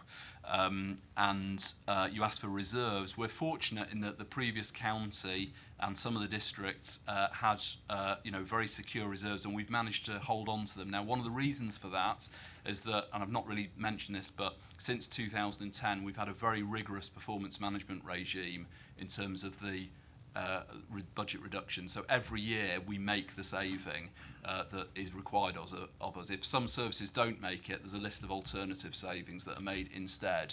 So because of that, we've met the saving every single year, including the first year, which was front-loaded, if you recall, in 2011-12. So therefore, as a result of that, we've held on to a lot of our reserves, and we still have reasonable reserves. But, reserves are very important, certainly I would argue. Last year we spent £1 million on winter gritting in 1 week when we had the beast from the east in March. If we didn't have the reserves that had been built up over years, God knows what we would have done at that time. And similarly, it's helped in some of the festivals I mentioned before and some of the other things as well. So certainly I'm a big believer in having an adequate level of reserves, and we're fortunate, as I said, because we inherited that, but we've managed to hold on to them because of meeting our savings target every year. So I can't quantify exactly because there are lots of different reserves. The general reserve are about 20 million or so, and then there are lots of earmarked reserves that clearly, you'll know this as well as I do, that some of them you can't touch, like school reserves and various other things. Then there are insurance reserves and all sorts. But certainly it's a substantial amount of certainly 100 million plus, but earmarked for various purposes. And as I say, I would argue very important for financial stability. Okay, Bill. Terry Inan. Thank you, Chair, and thank you for the presentation, Simon. I'm very interested in the very community way that you've gone about this, and I guess we are 10 years on and we're in a different position here. We haven't perhaps got the resources to put behind this, but one of the things that we seem to be thinking about in our documents is having area planning subboards and area committees, and though we haven't kind of gone through this in detail yet, we're going to be looking at some figures, and I've got a figure here of 0.2 million of additional costs, and I think these are for the governance arrangements of these committees and boards, and so far I haven't found anywhere where we've thought about how much money we might put behind it. And I guess one of the concerns that people will have who are perhaps less pro-unitary than myself will be, will area committees and the work that they do be seen as the cherry on the cake, and the cherry that therefore can be picked off as the whole cake seems to get smaller and from the government. As I mentioned, certainly now in Durham, even if that was tried in terms of reducing it, all the members of all parties are now very protective of the area structures. So it's almost the first thing they look to protect. Well, I think it is the first thing they look to protect every single budget year. Although we've slimmed down the amount very marginally, it's been really at the edges. and that's still there. It is still very much tied, and to the original savings we got out of unitary, so it's very much seen as part of that. But it is because it's so key in terms of the way the council operates. If you move to a unitary of £500,000 plus and don't have local structures, I personally think that's a very real problem. My own view, but again, this is a bit like me throwing in a hand grenade, is that I think it's problematic to say we'll just devolve that to town and parish councils, because there are areas, and I'm sure this is true in most counties, where parishes are smaller than others. So we've got parishes that are very large with 3 million budgets, but we've also got we've actually got some areas that are unparished altogether, and others where the parish doesn't want to meet more than once a year and it doesn't want to take any services on. And that's a real problem if you want to devolve that sort of double devolution, as some have called it. So certainly our view, and I think it's shared by the vast majority of our 126 councillors now, is that the area structures are absolutely key. On things like planning, it becomes a bit of a trade-off as well between having that locality input, which is so important, but also having consistent outcomes across the county. Because one of the issues that we picked up at the start was about sort of different tax being taken in different places. And obviously so we compromised by having a mixture of local members, but also a number of members from other parts of the county, to try to mean that you came to roughly equivalent planning decisions, because otherwise you could have had planning committees under the same council doing radically different things, if there were completely different sets of members on each. So again, as I've said before, each of these areas was a huge bit of work in itself: housing, alluded to before, planning, licensing, the area structures, and a lot of it, I should hasten to add, wasn't done by me. A lot of these issues were looked at, in our case, by the scrutiny panels after our first election, to see what should be the right path.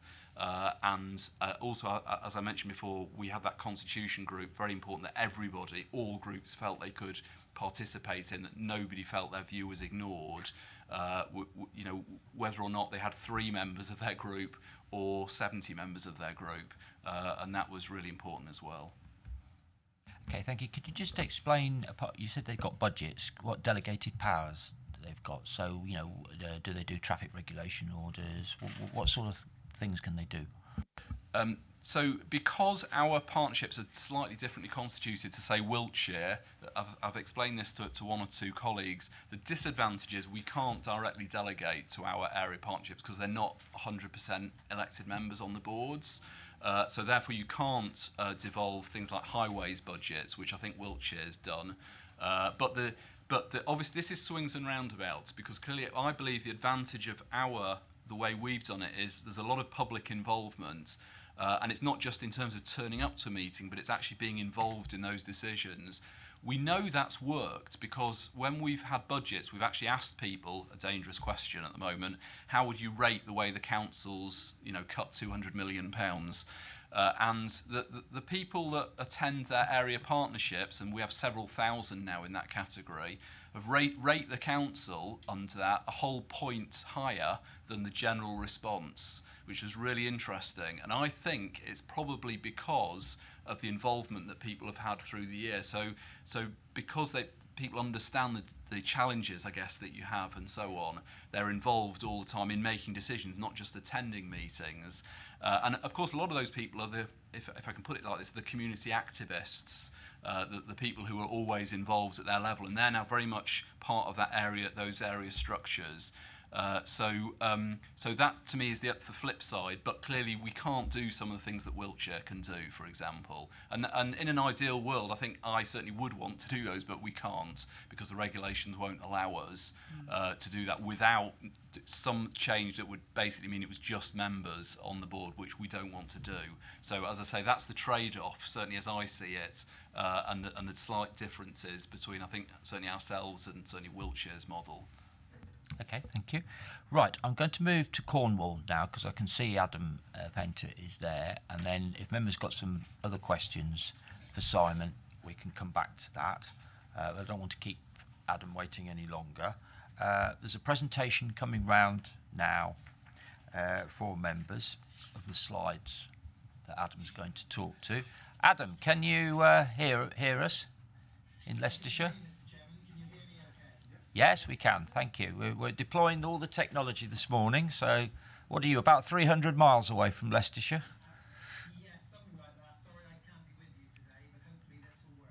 Okay, that's great. So we'll just to hold on while your presentation's being handed round the table. Can we lift the volume a little bit on Adam?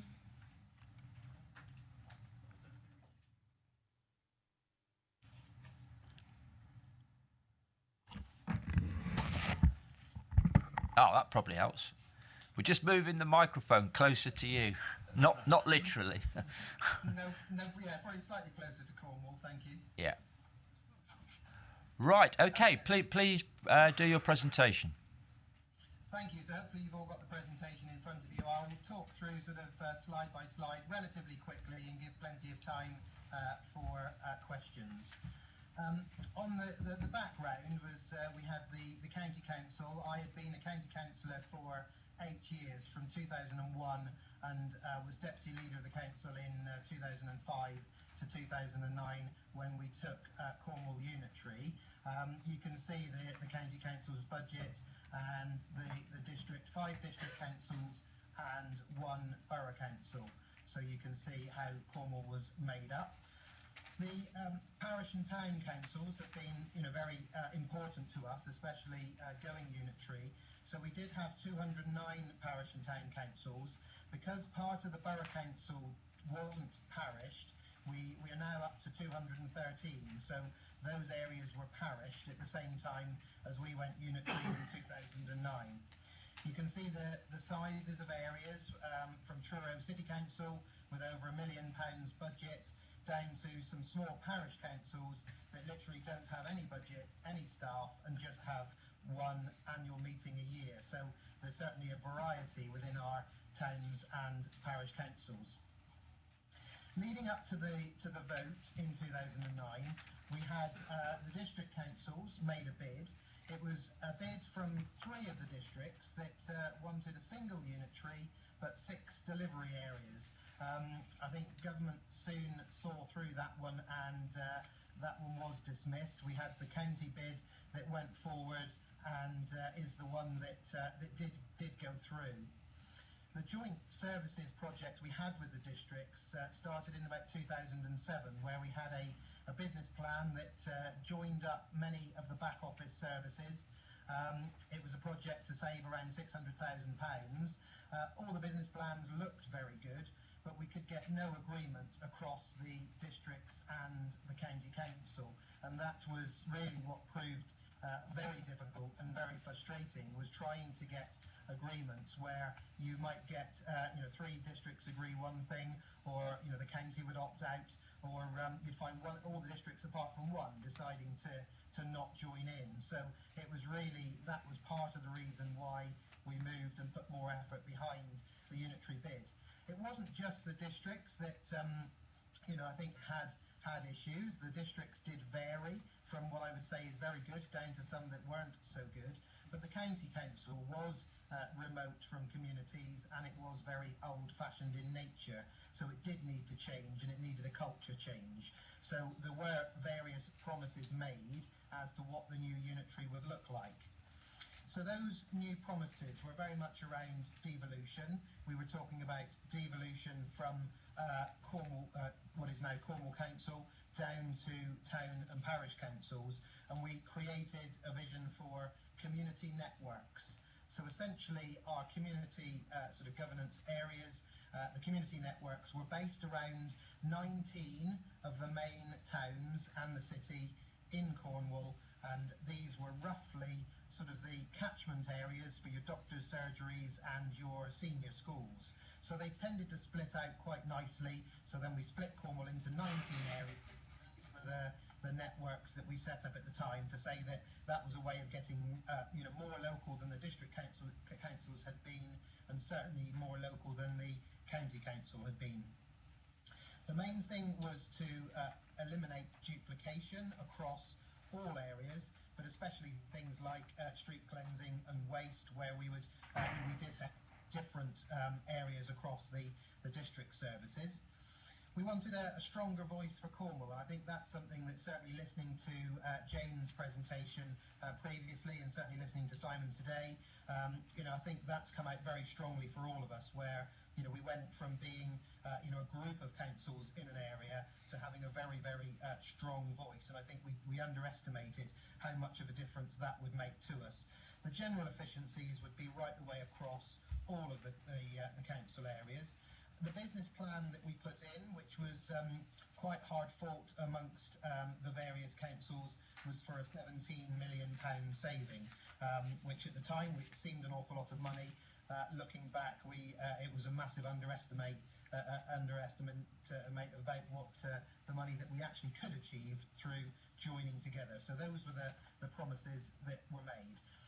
The vote at Cornwall County Council, leading up to the vote, we had various different consultations. One of the district councils had done its own sort of referendum, which they claimed was about 86% against going unitary. We had the general public generally, because of a lot of lobbying from the districts, were generally negative, so the overall consultation responses, you would say, were negative. Parish and town councils generally presented a neutral view with the Association of Local Councils in Cornwall sitting on the fence and not wanting to take sides with either of the authorities. Partners were very much positive. I think partners could see the benefit of going, working with a single council rather than 7. Government support was very positive. We had some quite significant people within the Labour Party. Certainly Paul Miners, Lord Miners, was an extremely strong advocate and did help us a lot in the area. As I said, the district's view they were all negative and all very much against. We did have quite a number of twin hatters and triple hatters across the county, so that again made an interesting dimension. But the eventual vote of 82 county councillors was won by 10 votes, and that led to the submission to government. Moving on, just seeing the team before we went to the vote, the work that we did within the council, within the cabinet and within the officer team. We had both Deloitte and PwC to do different amounts of work within baselines and business cases covering all areas of the council, and that they really helped us to sort of continue with business as usual, but using them to add capacity in to make sure that we could submit a good submission to government. The One Cornwall team was a small officer team with government help. We had somebody, a senior civil servant from the office of the Deputy Prime Minister, who was regularly in Cornwall helping with the submission and seeing what we were doing. After the vote, that team changed quite a bit. We set up the One Cornwall team, which was expanded, and we had open competition for staff to come in and district staff to come into that team to work on, after the vote had happened, to work towards the sort of go live date. They were, both districts and county council appointments into that team to work solely on the unitary project. Roles were advertised in December. We had an April go live, so that was April 2009. So December 2008, we went out for chief executive, and that was the key one to get the chief executive appointed. Deloitte were still involved with us, as well as we had a joint implementation executive. So this was, again, working after the vote, but before the go live.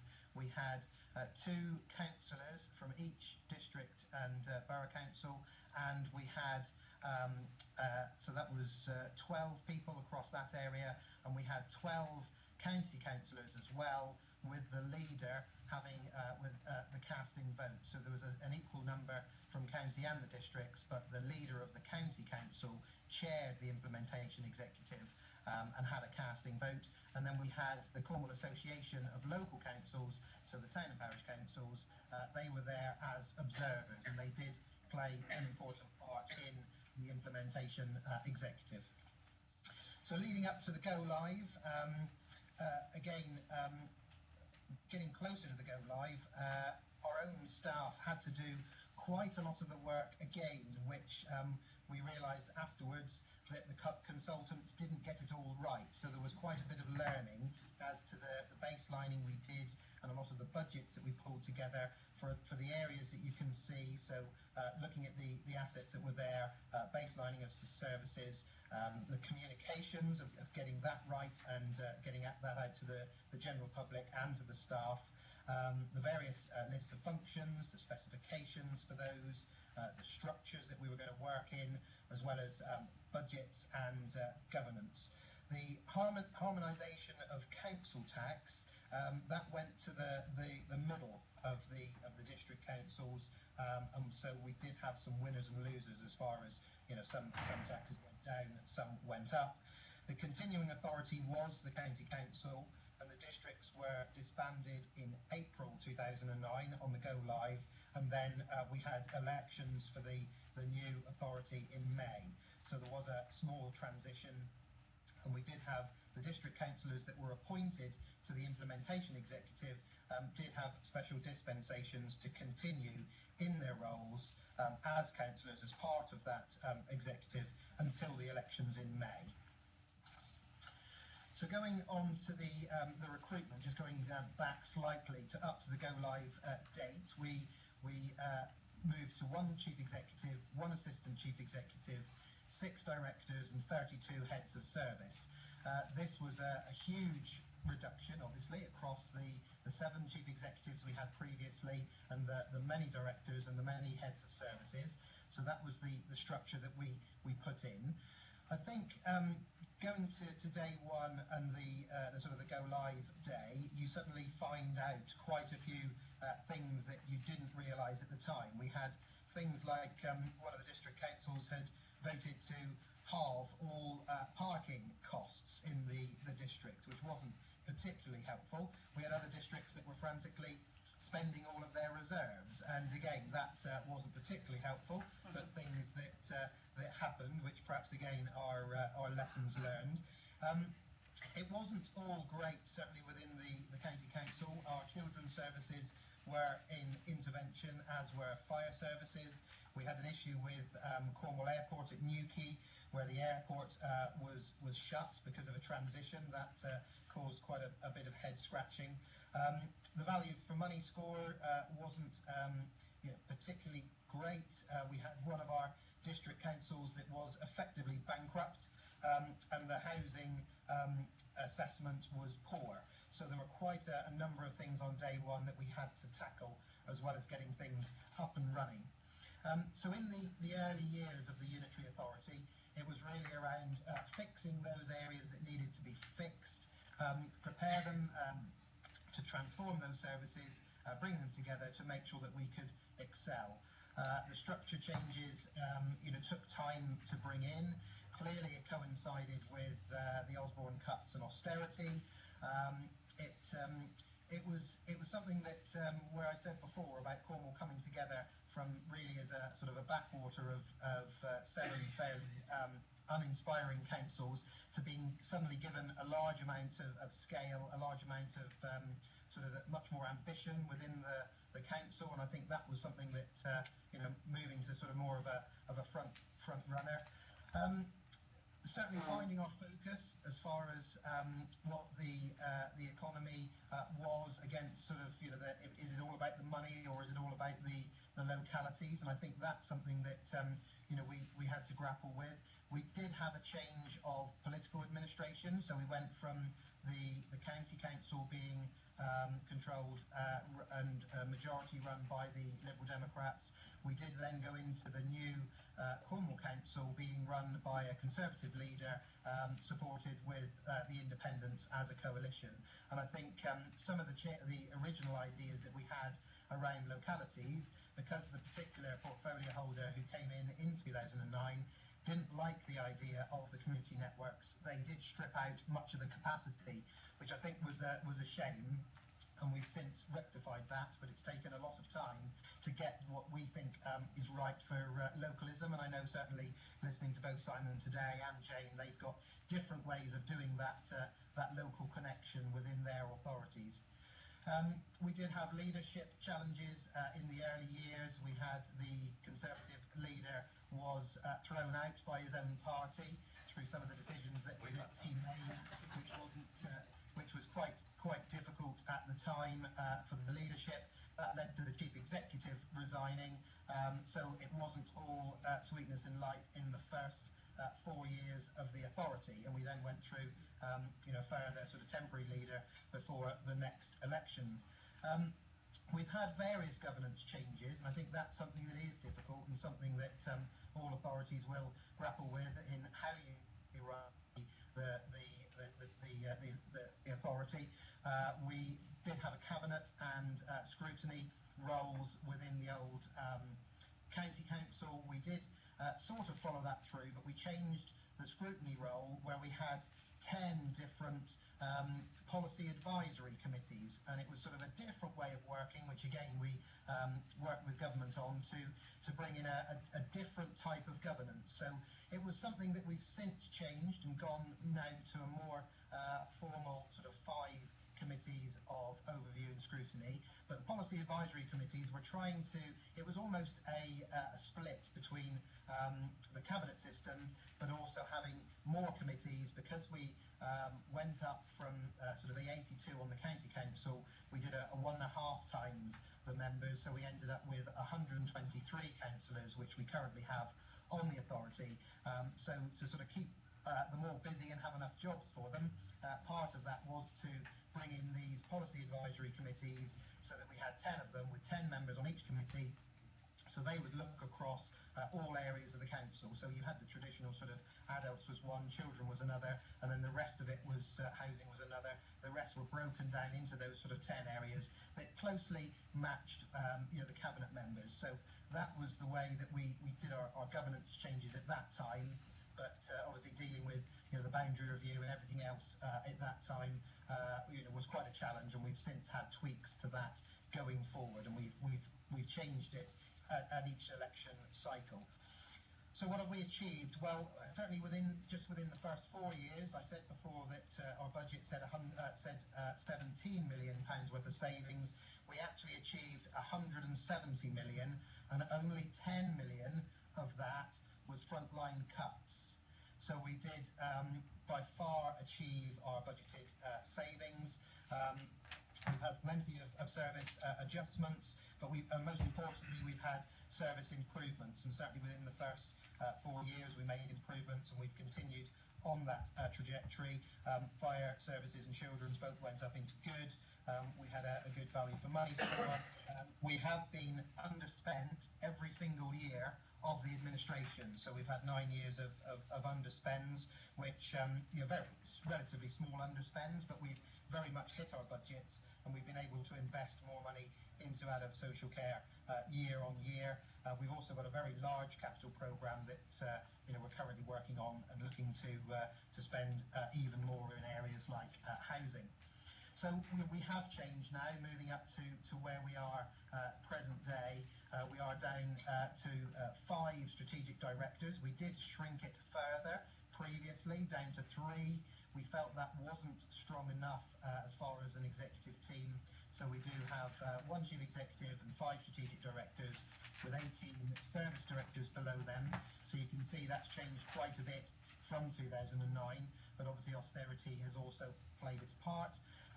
We have very much grown the commercialisation and the arm's length companies that we hold, where nearly half our staff sit outside of the council in CoreServe, which is our own company, which is turning over about 290 million and returning around 6 million this year, and that's going up to about 7.75 next year.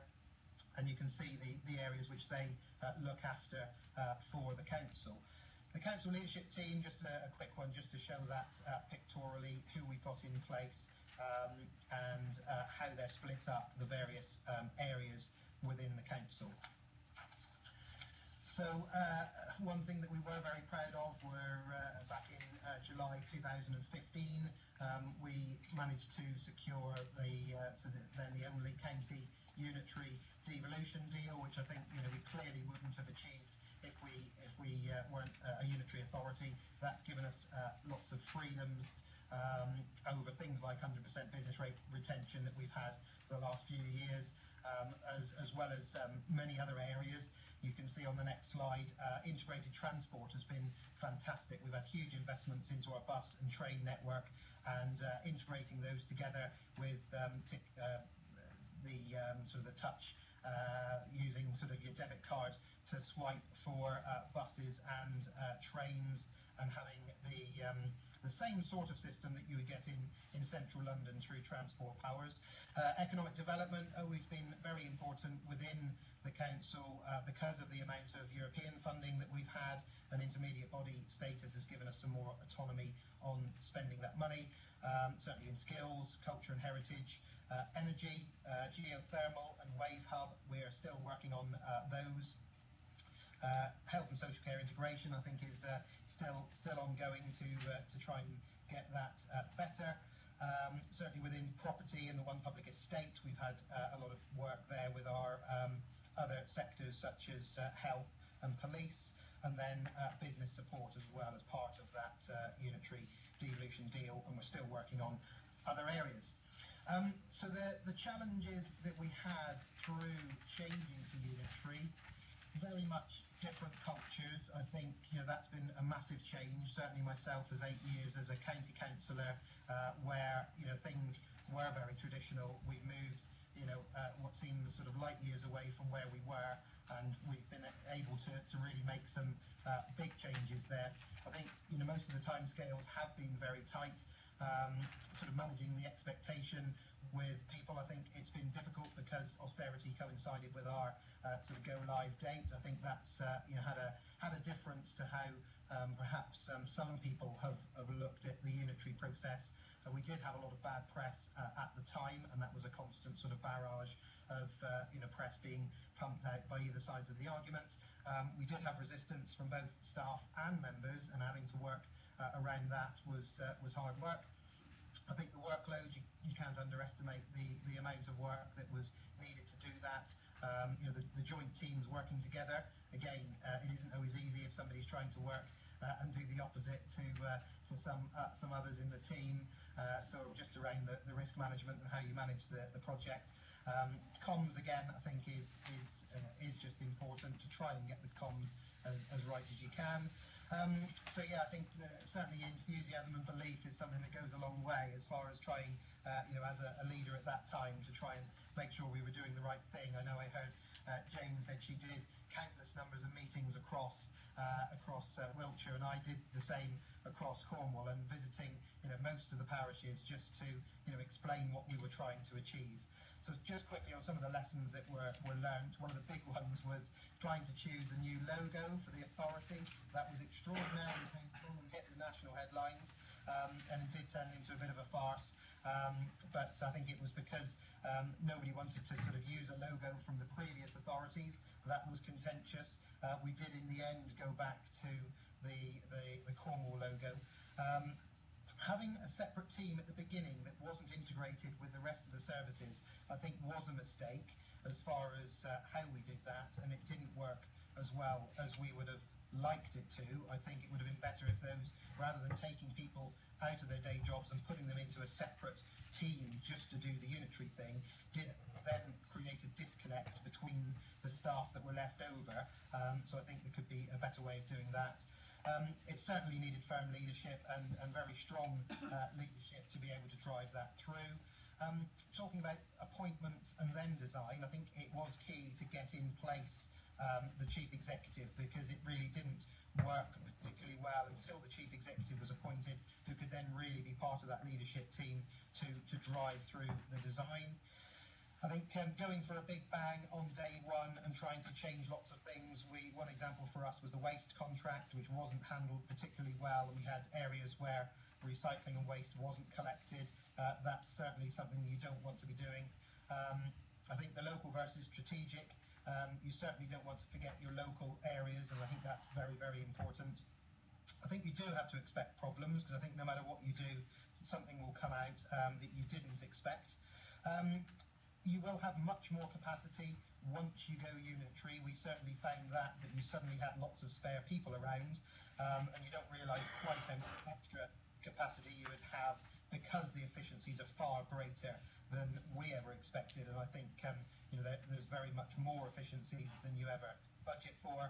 I think something that we perhaps didn't do as well as we should have was around engaging with town and parish councils. We did a lot with them in the voluntary sector. I think that's absolutely vital to make sure that's right, and we would, if we could go back, that would have been done better there. So I think overall, as far as the key message, yes, it was definitely worth it, but I think you do have to remember the residents and remember why you're doing it, and it's not just about structures and not just about councillors. Thank you very much, Mr. Chairman. Thank you, Adam, for a very comprehensive presentation there. I'm going to ask members to put some questions to you. Can I just ask you on the devolution, didn't the government try and make you have an elected mayor? Wasn't that one of the conditions then? When we went through the negotiation period, it was very torturous going through July 2015, but that was suggested that they would like us to have had a directly elected mayor. We fought against it and said it was something that we certainly didn't want to see in Cornwall and didn't feel that it would work in Cornwall. We'd already had a debate and a vote at full council rejecting that idea. So if that had happened, we would have rejected the deal. So that was really why we ended up as the only area at the time that had got a deal, without a directly elected mayor. Thank you. That's very interesting. Right, members. I've got Alan again. Adam, how are you? Can you hear me okay? I can, thank you. Love Cornwall. Some great holidays there. Beautiful place, unique, as you're aware. Just, look, I've got a list of questions. The first one you've touched on a little bit is Cornwall, I think, is the second in area, largest unitary in the country. And of course, you had different prosperity, different diversity, and it's such a large area. The first question is, how did you manage that internal diversity? How did you work with that? That's number one. Number two, I gather the Boundary Commission is asking you, is it true to cut your elected members from 123 to 87? I've read that somewhere. Is there also a campaign, I think it was signed by 50,000 people, in regard to concerns regarding the democratic voice of the people? I've read that somewhere, doing some research. The other question also would be, of course, you're one of the areas that's benefited most, or one of them, from, you touched on that EU funding. And how would the figures stack up without the EU funding? How important was that? And I think that's about it. You've given him quite a bit there. Sorry, I just got some notes, that's all. Yeah, okay. Sorry, Adam, sorry for that. No problem. I think, as you say, we are a big area as far as Cornwall, and it is a sort of a long triangular-shaped county. There is a lot of diversity through Cornwall. The areas would almost say they're completely different as far as, and I'm sure your area is similar. So that the internal diversity was important. That is why we haven't stipulated how community network panels work. So I think that's something that the 19 areas were very much key to allowing that diversity to continue. So we've done various devolution deals, that are often called double devolution, where we have devolved down either directly to towns and parishes or through the community networks, so that areas can very much shape their own identity. And I think that's been important. It's taken a while, but we're getting there. We do resource the community networks. We've had to just bring them back up to capacity capacity because originally budgets were cut in the early years of the unitary, but we have built those back up to have a member of staff who's reasonably senior, who can be that link between the community, the parish and towns, back up to the unitary council. So I think that's worked fairly well. Yes, you're correct. We are going down from 123 down to 87. I think many of us on the county council at the time felt that 123 was too many. It is a very large council. I know Simon is working with a larger council than that, so I'm sure he can tell you what it's like with 126. But for us, we are going down to 87. The council had wanted to be around sort of the 99 figure is what we had put forward, but it has been decided on 87. Those boundaries will be released on Tuesday, and that will be the final sort of settlement. So we'll know our boundaries, and we will be 87 councillors after the elections in 2021. Clearly, EU funding was a very big part of Cornwall. We have obviously worked with the government and our MPs who have sort of pledged at the time that they would, with many of our MPs, 5 of the 6 being supporting Brexit. So, you know, they were very much promising that the funding would come through in the Shared Prosperity Fund or other government funds. So we will be holding them to account on those figures. Thank you. Kevin. Thank you very much. Thank you very much, Adam. It's very interesting to hear about just how different things are in a different part of the country, like it has. I asked this question of Jane Scott, so I'll ask it of you. We haven't currently got any direct support from any of our 7 MPs. When you were going through the process, did you have any support at all from the MPs in terms of positive or negative? Thank you, Kevin. Yes, we did have support from our MPs. The support varied a bit.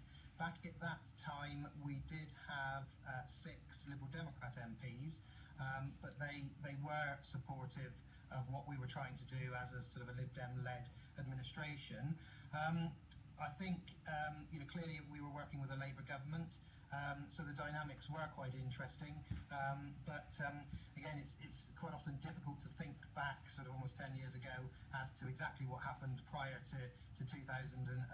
But generally they were supportive, but they weren't, I wouldn't say they were advocates, because you know, that they were clearly getting lobbied by the district councils as well, and many felt that they you know, didn't want to lose you know, the larger numbers of foot soldiers that would be working in those areas that were within the district. So, you know, the MPs didn't do a huge amount directly to promote it. They were more sort of sat on the fence. So I think each area is different, and as you say, it can be quite difficult for MPs to know, I guess, which way to go. Okay.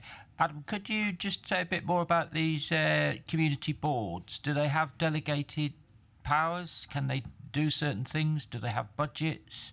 And the role of the local member in their community, has that been enhanced? Certainly. How they're working now, because there has been a change, as I said in my presentation, around originally they didn't work as I'd visualised it and as we'd visualised it in the lead up to unitary. So we're now getting to a point where they do have their own budget. At the moment they've got highways budgets, which £50,000 per network this year to look at spending on. They'll all have a TRO each to sort of work through changes in their areas, and then the £50,000 per year guaranteed for 4 years. They're looking at schemes across the area. So most areas have either divvied it up across, you know, each sort of parish having a similar amount of money, or getting a scheme in each area. The network panels do work differently in different areas. So I was speaking at one last night doing a budget presentation, and they've got a parish councillor who chairs it. In my network area, the chairman has always been a Cornwall councillor, but the parish councillor is always the vice chairman, and we've circulated our chair around each year a different Cornwall councillor. So they do work quite differently. We have put money through them to do devolution. So last year, money went through looking at devolution of assets. So they all had a sum of money they could put towards devolving various services. So libraries are about to be, some have been devolved, more are being devolved now. All the libraries have stayed open and that's worked well. Previously we had public conveniences that all went out and were devolved. So we've had a number of areas. They tend to have different themes that they will look at within the network. So they will call in officers and cabinet members to talk on the various different areas that they'll be interested in. Clearly they set their own agendas so they can really do what they like. The voting mechanism has been that each Cornwall councillor gets a vote and each town or parish council gets a vote. So in my area we have 16, a town, and then 15 smaller parishes. They all have a vote along with the 5 Cornwall councillors. So that effectively they can outvote us if they want to, but very often, as we're not talking about large amounts of money, we tend not to have too many contentious votes. It tends to be more done on consensus. Okay, thanks for that. Any other questions? Trevor? Thank you, Jim. Adam, super to hear the story 10 years on. Initially, when you had all separate planning authorities, I'm sure that was one stage. I'm interested to hear where you are with planning at the moment. Yes, thank you. The areas at the moment, we have a strategic planning committee across the whole of the county, and we have 3 area committees. So loosely, the 6 districts, we join sort of the 2 together. So we've now got an east joining 2 districts, a central and a west planning committee. So they deal with the other applications. We are looking obviously now, if we go down to 87 councillors, capacity, as far as we are doing a governance review now to look at how we run all of our committees, because previously it was obviously different working with 123 members. If we're going down to 87, if you take out 10 for the cabinet, you're down to a fairly small number to deal with everything else. So that's where our governance will change, and I would expect, certainly with planning, that's the first one that they're looking at. We had a motion to council a couple of months ago that the strategic committee should be disbanded because it hadn't met for a couple of rounds because it literally didn't have any business. And I think we just happen to be going through a period where there aren't a lot of planning applications going through. So we haven't done that. We have kept with the strategic, but potentially we'll go, I'm guessing we'll go down to either 2 or 3 area committees under the new regime. All right, Trevor, thank you. Brenda. Thank you, Chair, and thank you for your presentation, the pair of you. It's been very interesting, very informative for me. I was particularly interested with you joining up of transport. How would it work for, this is for both of you and really for Nick as well to answer. Could you imagine doing this without Truro and without Durham City? What would it look like without those on board? Because we're looking in the prospect of having obviously not the city involved in this, and how it would look without Durham City and without Truro. So I'm not quite sure which one I'm asking, to be honest. So just to clarify, Adam, we're a donut. We have Leicester City. We have Leicester City in the middle of the county, which is a unitary, has been for about 11 years, and that's a population roughly of about 300,000, and then the county is around about 680. So that, I think that's the point Brenda's getting at, is you the whole of Cornwall's covered by your unitary authority. Even under our proposals, or what's being looked at, sorry, we'd still have a unitary city. Can you comment on that? I think there would be different ways that you could deal with that. I guess I'm not sure about the sort of sub-regional transport boards and whether you have one up there. We sort of work across other areas within transport. Also, I guess combined authority would be possible if you were looking at joining together. You could put a certain amount of functions within a combined authority with the city, which obviously then would lead to a sort of a better joined up proposition. But you've got various options, or it would be just to work with them on a formal basis to try and bring in some of those powers. Things like the bus powers we had were instrumental. Whilst we've never had to use them, it has been a very large stick that we can threaten the bus operators with, unless they changed their timetables and worked with us to integrate. It really wasn't going to work, but it did allow us to bring in over £17 million worth of new buses. We tended just to get the car stops from many cities where most of our buses seem to be about 25 years old and constantly breaking down. Now we've gone to a system where we've had more than 40 brand new buses, all Wi-Fi enabled, and with sort of live timetabling that comes to readouts, even in rural villages, readouts of saying your next bus is coming in 5 minutes, those type of things, which has been fantastic and has transformed our rural transport system, which is a struggle in a large area, but we're one of the only areas, I think, to have really increased by more than 1 million users last year of our bus network. So I think that's been a positive, and it's something that's worked very well, which really only being a unitary and sort of pulling that together and having that devolution deal powers has made a big difference to us. Simon, did you want to comment on the situation Durham City v the county? Sure. I mean, clearly, in our case, Durham City is quite a small city, so obviously it's completely different because it's only 50,000 or so. So much smaller. I mean, we did lose Darlington. Actually, Darlington is the biggest settlement in historic County Durham, or the 70s County Durham. But I guess because it's right on the southern edge, it doesn't make that much of an issue. Although I have to say, in the south of Durham, there are still things radiating into Darlington. So that's an issue at all levels. So it's an issue in things like health. It's an issue in children's services, for example. And because we've got conurbations on either side of us as well, Teesside and Newcastle to the north, it's complicated. We were in a combined authority. I chaired it for a number of years in the northeast, and it became very complicated. Transport ended up getting devolved back to us, which was critical. They were looking at bus services, which could have ended up with basically a cherry picking of our major routes. So we could have ended up with the major routes with nice shiny new buses going from Durham to Newcastle and Consett to Newcastle, and then the in-between bits not being quite as good, shall we say. And that was a very real issue for us. And there's been quite a lot of, I won't go into it here, a lot of toing and froing in terms of our combined authorities and mayoral combined authorities and so on, but at least it was delegated back to us. It's hard for me to answer your substantive question because clearly Durham City is much smaller. It is at the centre, and it is very convenient, clearly, to have somewhere at the centre that people can get to from wherever it is in County Durham quite comfortably. But as I say, we do deal with one major place, and I don't think that matters that Darlington's not a part of it. I don't think at any point in the last 10 years people have said, well, it would have been much easier had that been in, but it's on the southern boundary, not in the centre.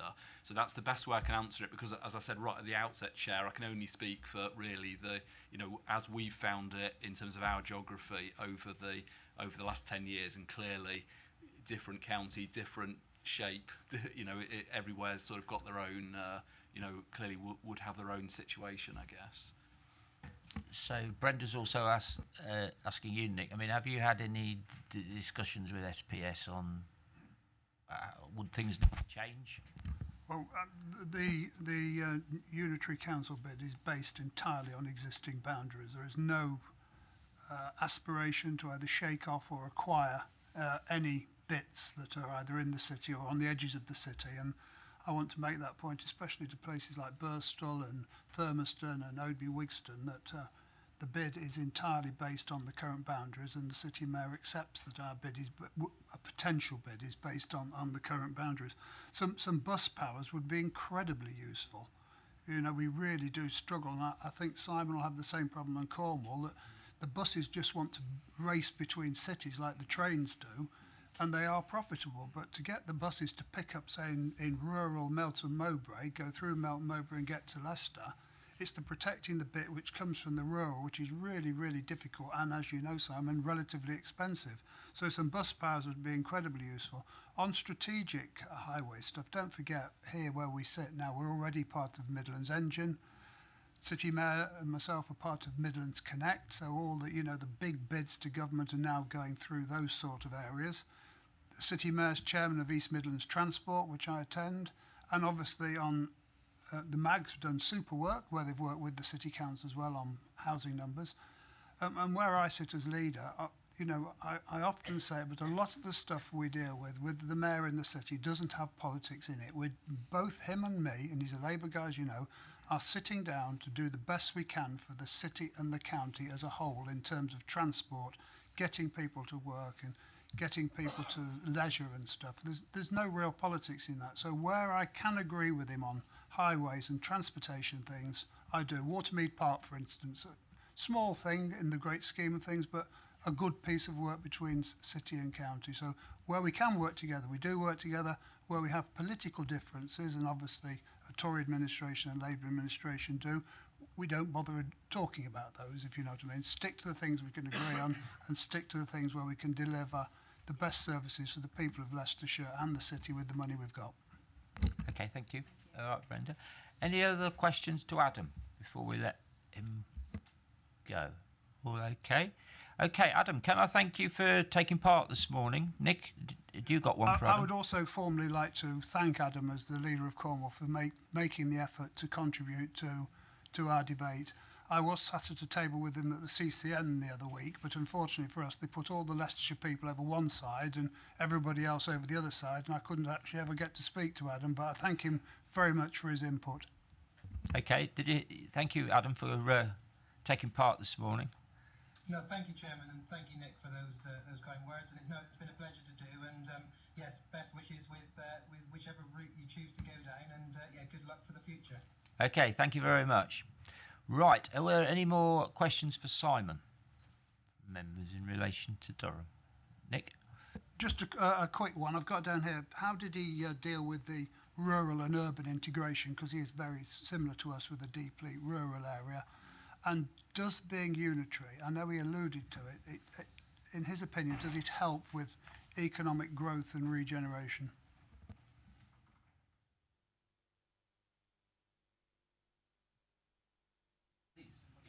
Sorry.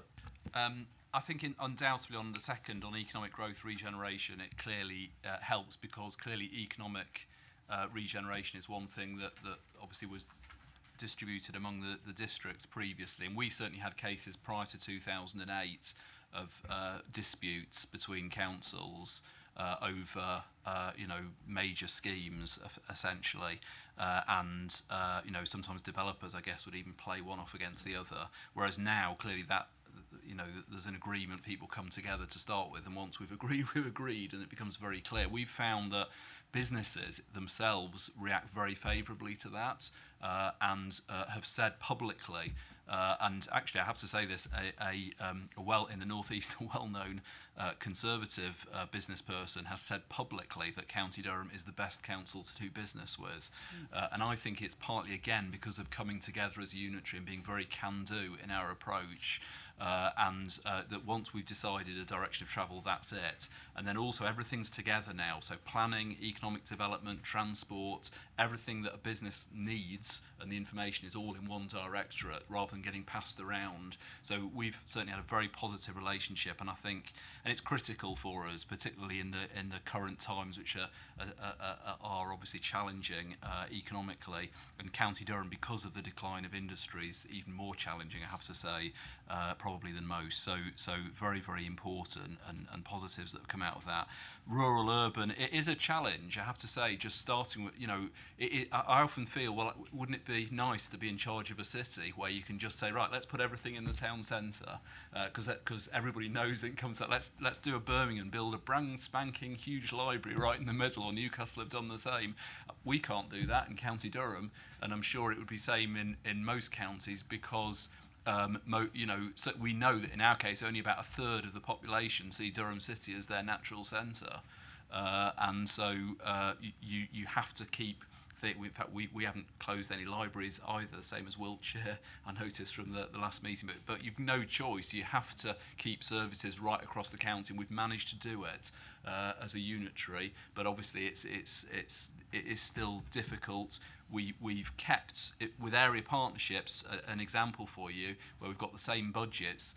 Both Teesdale population 20,000 and Weardale population 10,000 have got exactly the same structure as my own area in Chester Street, 50,000, Durham City and so on. The same money on the table and so on. And again, I was very clear about that, and that was agreed so that, those challenges, it's a different context. So in Weardale, huge areas, but little population have got as much, as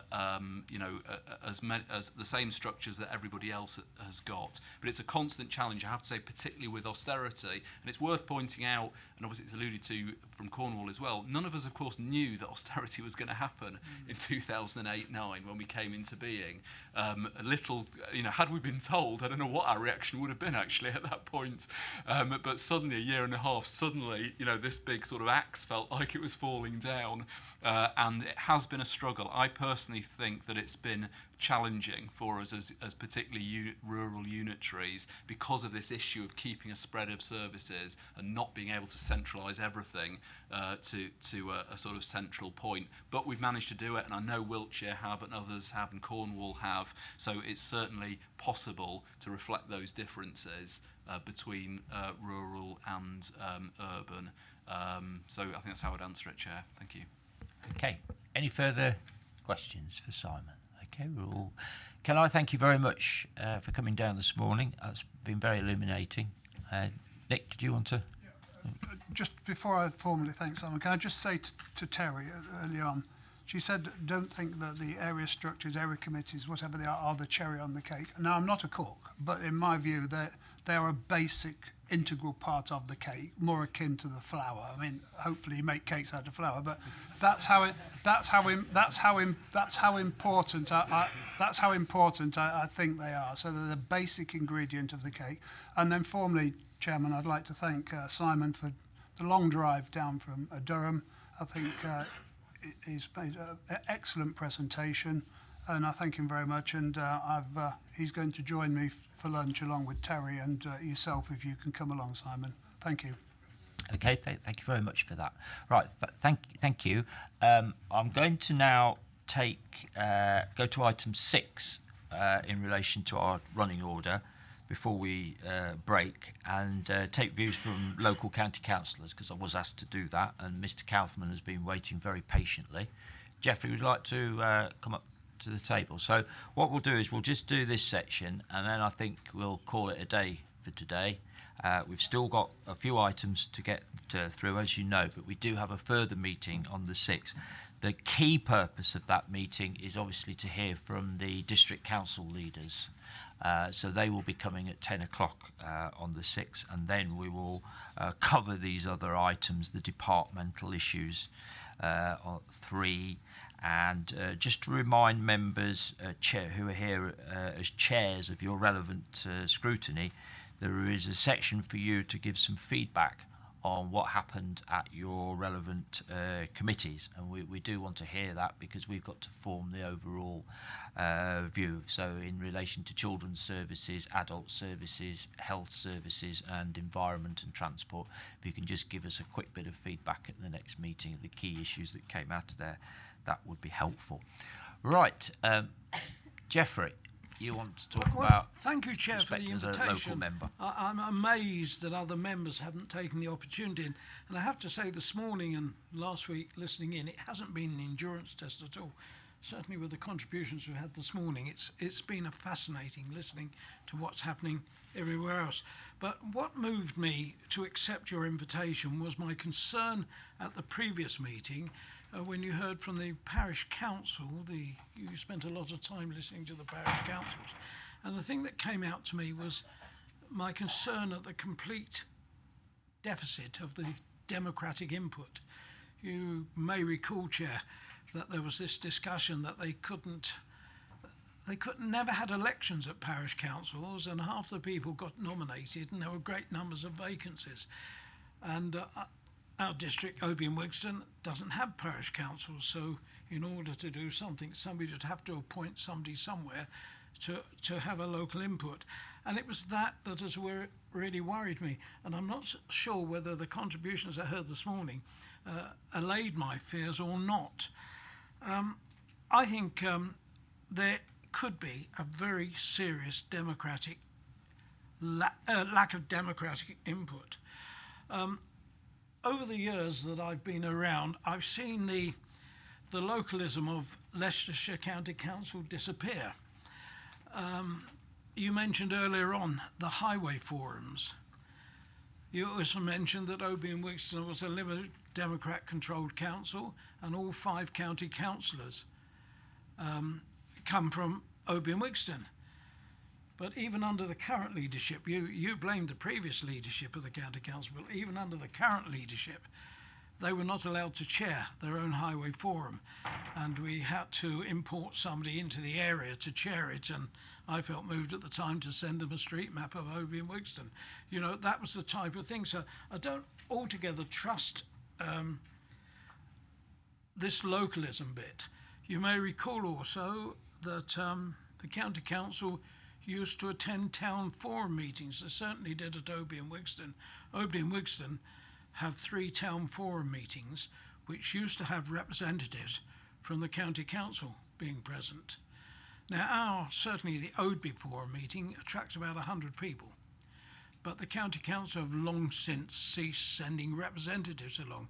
So I just don't think the way this organisation operates at the moment, they feel very local. Now, I'm happy to change my mind, and the Oby and Wigston Council in their letterbox newsletter that's gone out are now asking people what they think, whether they would be happy about planning decisions being made in Glenfield or the running of the council being made in Glenfield. So if they write back and say, yeah, we're very happy with that, I will change my mind. But in the past, if I've wanted to stir anything up, there were 2 things that I could do in Oby and Wigston. One was to threaten them that they're going to be taken over by the Labour Party in the city. And the other one was that County Hall were going to move into Oby and Wigston.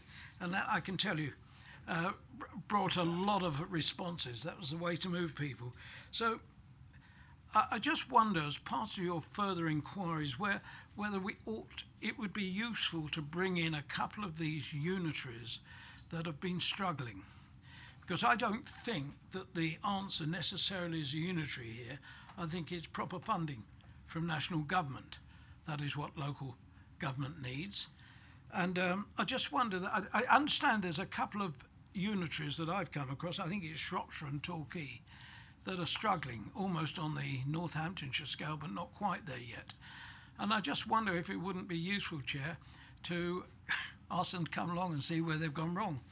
We found out where they've gone right, and congratulations to Cornwall and Durham.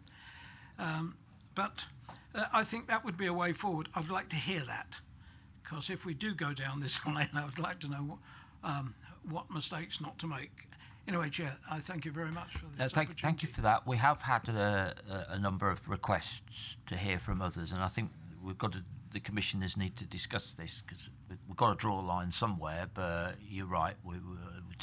To date, I think we would say that we've heard from 3 councils that would say they've been successful in doing it. So we will give that some other thought. I'll ask Nick to respond to the issue of the current centralised situation that we have here, as opposed to what's being proposed.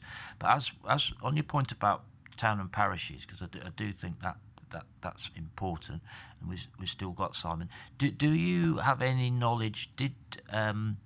Were there more contested elections after you'd gone unitary? Because it is an issue.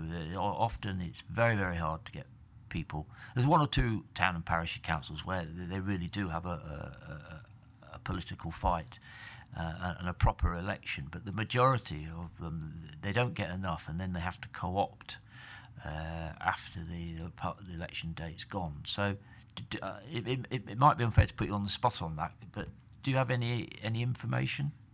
The challenges are no different in County Durham to everywhere else, so I suspect that pattern is probably true nationally in terms of the challenges, I guess, of getting numbers to a standard. I've mentioned before that County Durham's got more than 120 parishes and some very large town councils, but everywhere I think has got challenges in terms of, and of course the same cycle. I didn't mention, but although we pulled our initial election forward, the Boundary Commission just assumed we would have the same as the county cycle, and all the elections are on this, are all on the same day, certainly in our case. So I think sometimes that doesn't make it easier either. But certainly we do have some contested elections for parishes, so some of them are contested, some of the larger towns, but in general it's the same. I have to say it's the same challenges that I'm sure people have right across the piece, Chair. Okay, that's helpful. Nick, do you want to briefly on this delegation? On parish councils. I mean, some are good, some are bad, and they will probably continue to be so. Some are fully elected. Ashby's fully elected and political. Some are not. And I think a new structure. If, for instance, the elections for the parishes, the new unitary structure, and say the police were on the one day, that would help with everybody's turnout. I mean, the police commissioners' turnout's down around 20%. I think they should all be on the same day, but that's for the government to decide. From Mr. Kaufman, can I thank him for being so open-minded and objective in his views? But the new council will be a new council. He must not think that it is going to be Leicestershire County Council takeover.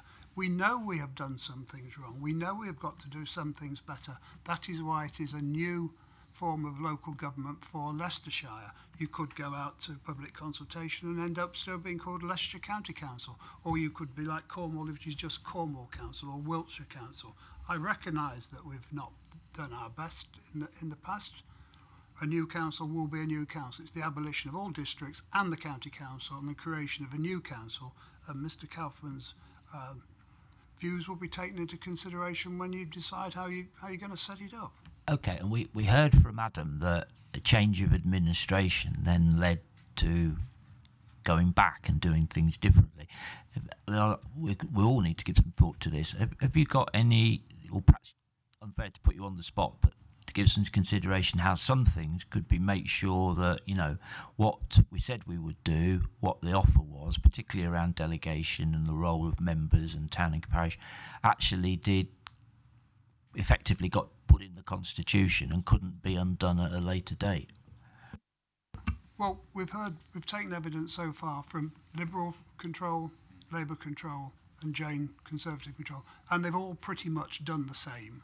What we're trying to do is develop a new form of local government which has general agreement amongst the political parties that's for the benefit of the people of Leicestershire, delivering the services they want with the locality that they want for the money we've got. And I think there are honourable principles, and I don't think anybody, I mean, I can't speak for Terry as a Labour leader or yourself as a Liberal leader, but if we agree basic principles, I don't think you can tinker at the edges, everybody will, but the principles, I think, are sound. Okay, thank you for that. Right. Can I just finish yes, up by you can saying get the last word. It would be very helpful to the residents of Oby and Wixon if the new authority could promise free shoppers car parking, weekly bin collections. There lies the dilemma. Right, thank you, Geoffrey. I'm going to close this session. I think we've had a good session. Can I remind members that we're coming back a week today on the 6th to reopen with hearing from district leaders. Byron, did you just want to say something before I close the meeting? I just feel that we keep coming back to this question about the county council as it is at the moment being a remote body. And I think Jane Scott put her finger on this when she spoke a fortnight ago. There's nothing more local and more direct than delivery of adult social care to an elderly person. When you send a care assistant into someone's home to help that elderly person with very personal needs, and the county provides that. And there's nothing more local and more direct with people than looking after and dealing with problems arising from a child with special educational needs or other disabilities and so on, and we do all that. And so these charges are often laid at the door of the county council because only people that actually have the direct contact and take those services perhaps understand just how close the county council can be to helping them with their needs. And I think we should expand on that and talk more about the sort of things that we do, because in fact actually both districts and the county actually deal directly with people. And of course a lot of our services are delivered from localities, very often the same officers that the district councils have. So that ought to be nailed once and for all. Yeah, that's helpful. I think the other side of that is the point Mr. Corfin was making, that there is, or there would be, room for recognising that some areas on local issues might want to do things differently than others. So the solution in Colville or their priority might be different to Oadby or Wigston, and how we design a system within a framework that allows that to happen. So if they want to do free shoppers car parking, they can do it, and that is a challenge. But I think that's where he was coming from. But we'll pick it up again a week today on the 6th. Terry, I'm about to close the meeting. It's for you, Mr. Chair, not for anyone else. It was just a thought. I mean, I know we're very interested in this. We want to get to the right answers. We want to get the right information. I think all of us are coming from the same viewpoint on that. Would it be worth at some point Scrutiny Commission sitting together to actually finalise the final list of who we might want to invite, sort out the dates for future meetings? We're going to need a date, for instance, to actually draw up our, put everything together and draw up our report.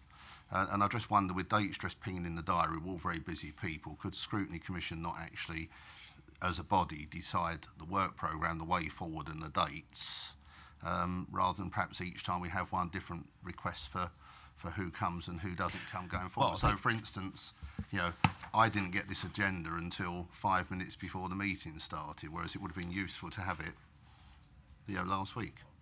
Yeah, I didn't know who was being invited right at the start. I think that's the purpose of the Scrutiny Commissioners. I accept that it has changed, and we keep getting requests to hear from different people and widen it, and we are going to have a commissioners meeting. But I think what I would say is that each group is represented through a Scrutiny Commissioner. You need to have that conversation with Rosita, or all you Conservative members. I'll have it with my group, so that when the commissioners meet, just remind me what the date is, Rosemary, please. 18th. On the 18th. So we'll have had the 6th, drawn a line under that, and then on the 18th we can have a discussion about what it is we're going to effectively do further than some of the issues you've raised, which realistically will now be in the new year, and who we're going to hear from. And then you're quite right, because that's gone through my mind, is how we're going to pull all this together, because what we're going to have at the moment is 3 minutes, and actually what we've been asked to do is produce a report to go to the Cabinet at some point. So how we're going to do that, and how we're going to ensure everyone has an input. So we are going to do that, but I think that's the route. The commissioners need to pull that together and then absolutely bring a proposal back as to how to achieve it. I'll take your comments. I'm happy with that, but the Constitution does clearly state under Part 4E, Rule 2.1, that it's for the Scrutiny Commission to do, not the Scrutiny Commissioners.